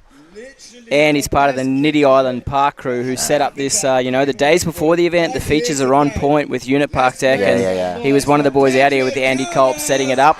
And the winner, ladies and gentlemen, the winner right there. You saw him on the live feed. Com certeza. Here we go. Pedro Caldas, man. Oh, man, that is going to be a dangerous dance floor tonight at the party. Not as dangerous as when they get back to Thailand, that's for sure. But that is amazing. Check that out. Yeah, man, that is a great podium right there. Solid final. Get your photos. What an afternoon we had, C-Lo. In all reality, holy moly. I don't want to wake up from this dream, buddy. I'm totally hearing you, and it feels like that when you think about what we've just experienced. It feels like a dream and it feels really good. I'm super stoked for it. For everyone online, thank you guys so much for sticking around. Obviously, it's a long afternoon and it's just the prize giving and presentation ceremony, but we appreciate you having you online. It means a lot because the more people watch the sport, the more eyes that are on the sport, the more money these guys are going to make, the more cables are going to open up, the more people that get stoked on the sport, and that's what it's all about. So thank you guys. Mwah, mwah. And I guess that'll be it for us, but no, let's watch Ryan real quick with Luke. All right, but the best trick. Oh, we still got the best trick. I literally already just said it. It might be the best kicker hit to ever go down in cable wakeboarding. Best trick from the men's goes to Pedro Caldas, double Crowmobe. Damn. Yeah, dude. Extra ducats for Pedro right there. The top spot, bro. Yeah, wow. Best trick, Pedro Caldas. His board is pretty good as well. You should get his one too. The Guara. Yeah. Greg Nelson's going to be really happy with that one. He should be. I mean, the boys delivered. They seriously delivered. Yes. Speech. So at that point, I guess that pretty much rounds out our prize giving. The whole weekend has been insane. Like, this is the dream. This makes me feel like I'm pro-athlete. Like, he's going to cry. Thank you. My speech was good. Yes, sir. Thank you, Pedro. All right, Clint. I think that is a wrap. That is a wrap. It's been a major, major pleasure. And we've got one more prize to go. One more prize to go is what Ryan Peacock is calling. Just yet, because there's too much muscle power. But the best crash is arms in the sling. Luke Carrick. Oh wow, best crash for the event, shooting up onto that quarter pipe. That wasn't the line he was looking for, and it got pretty crooked, pretty straight. So best crash, and that's part of wakeboarding, obviously. Yeah, for sure. So that's part of wakeboarding is... he was doing his job. He was pushing the limits. Absolutely, and a lot of limits were pushed. So I guess we wrap things up here, C-Lo. We've had an amazing afternoon. It's been pretty awesome.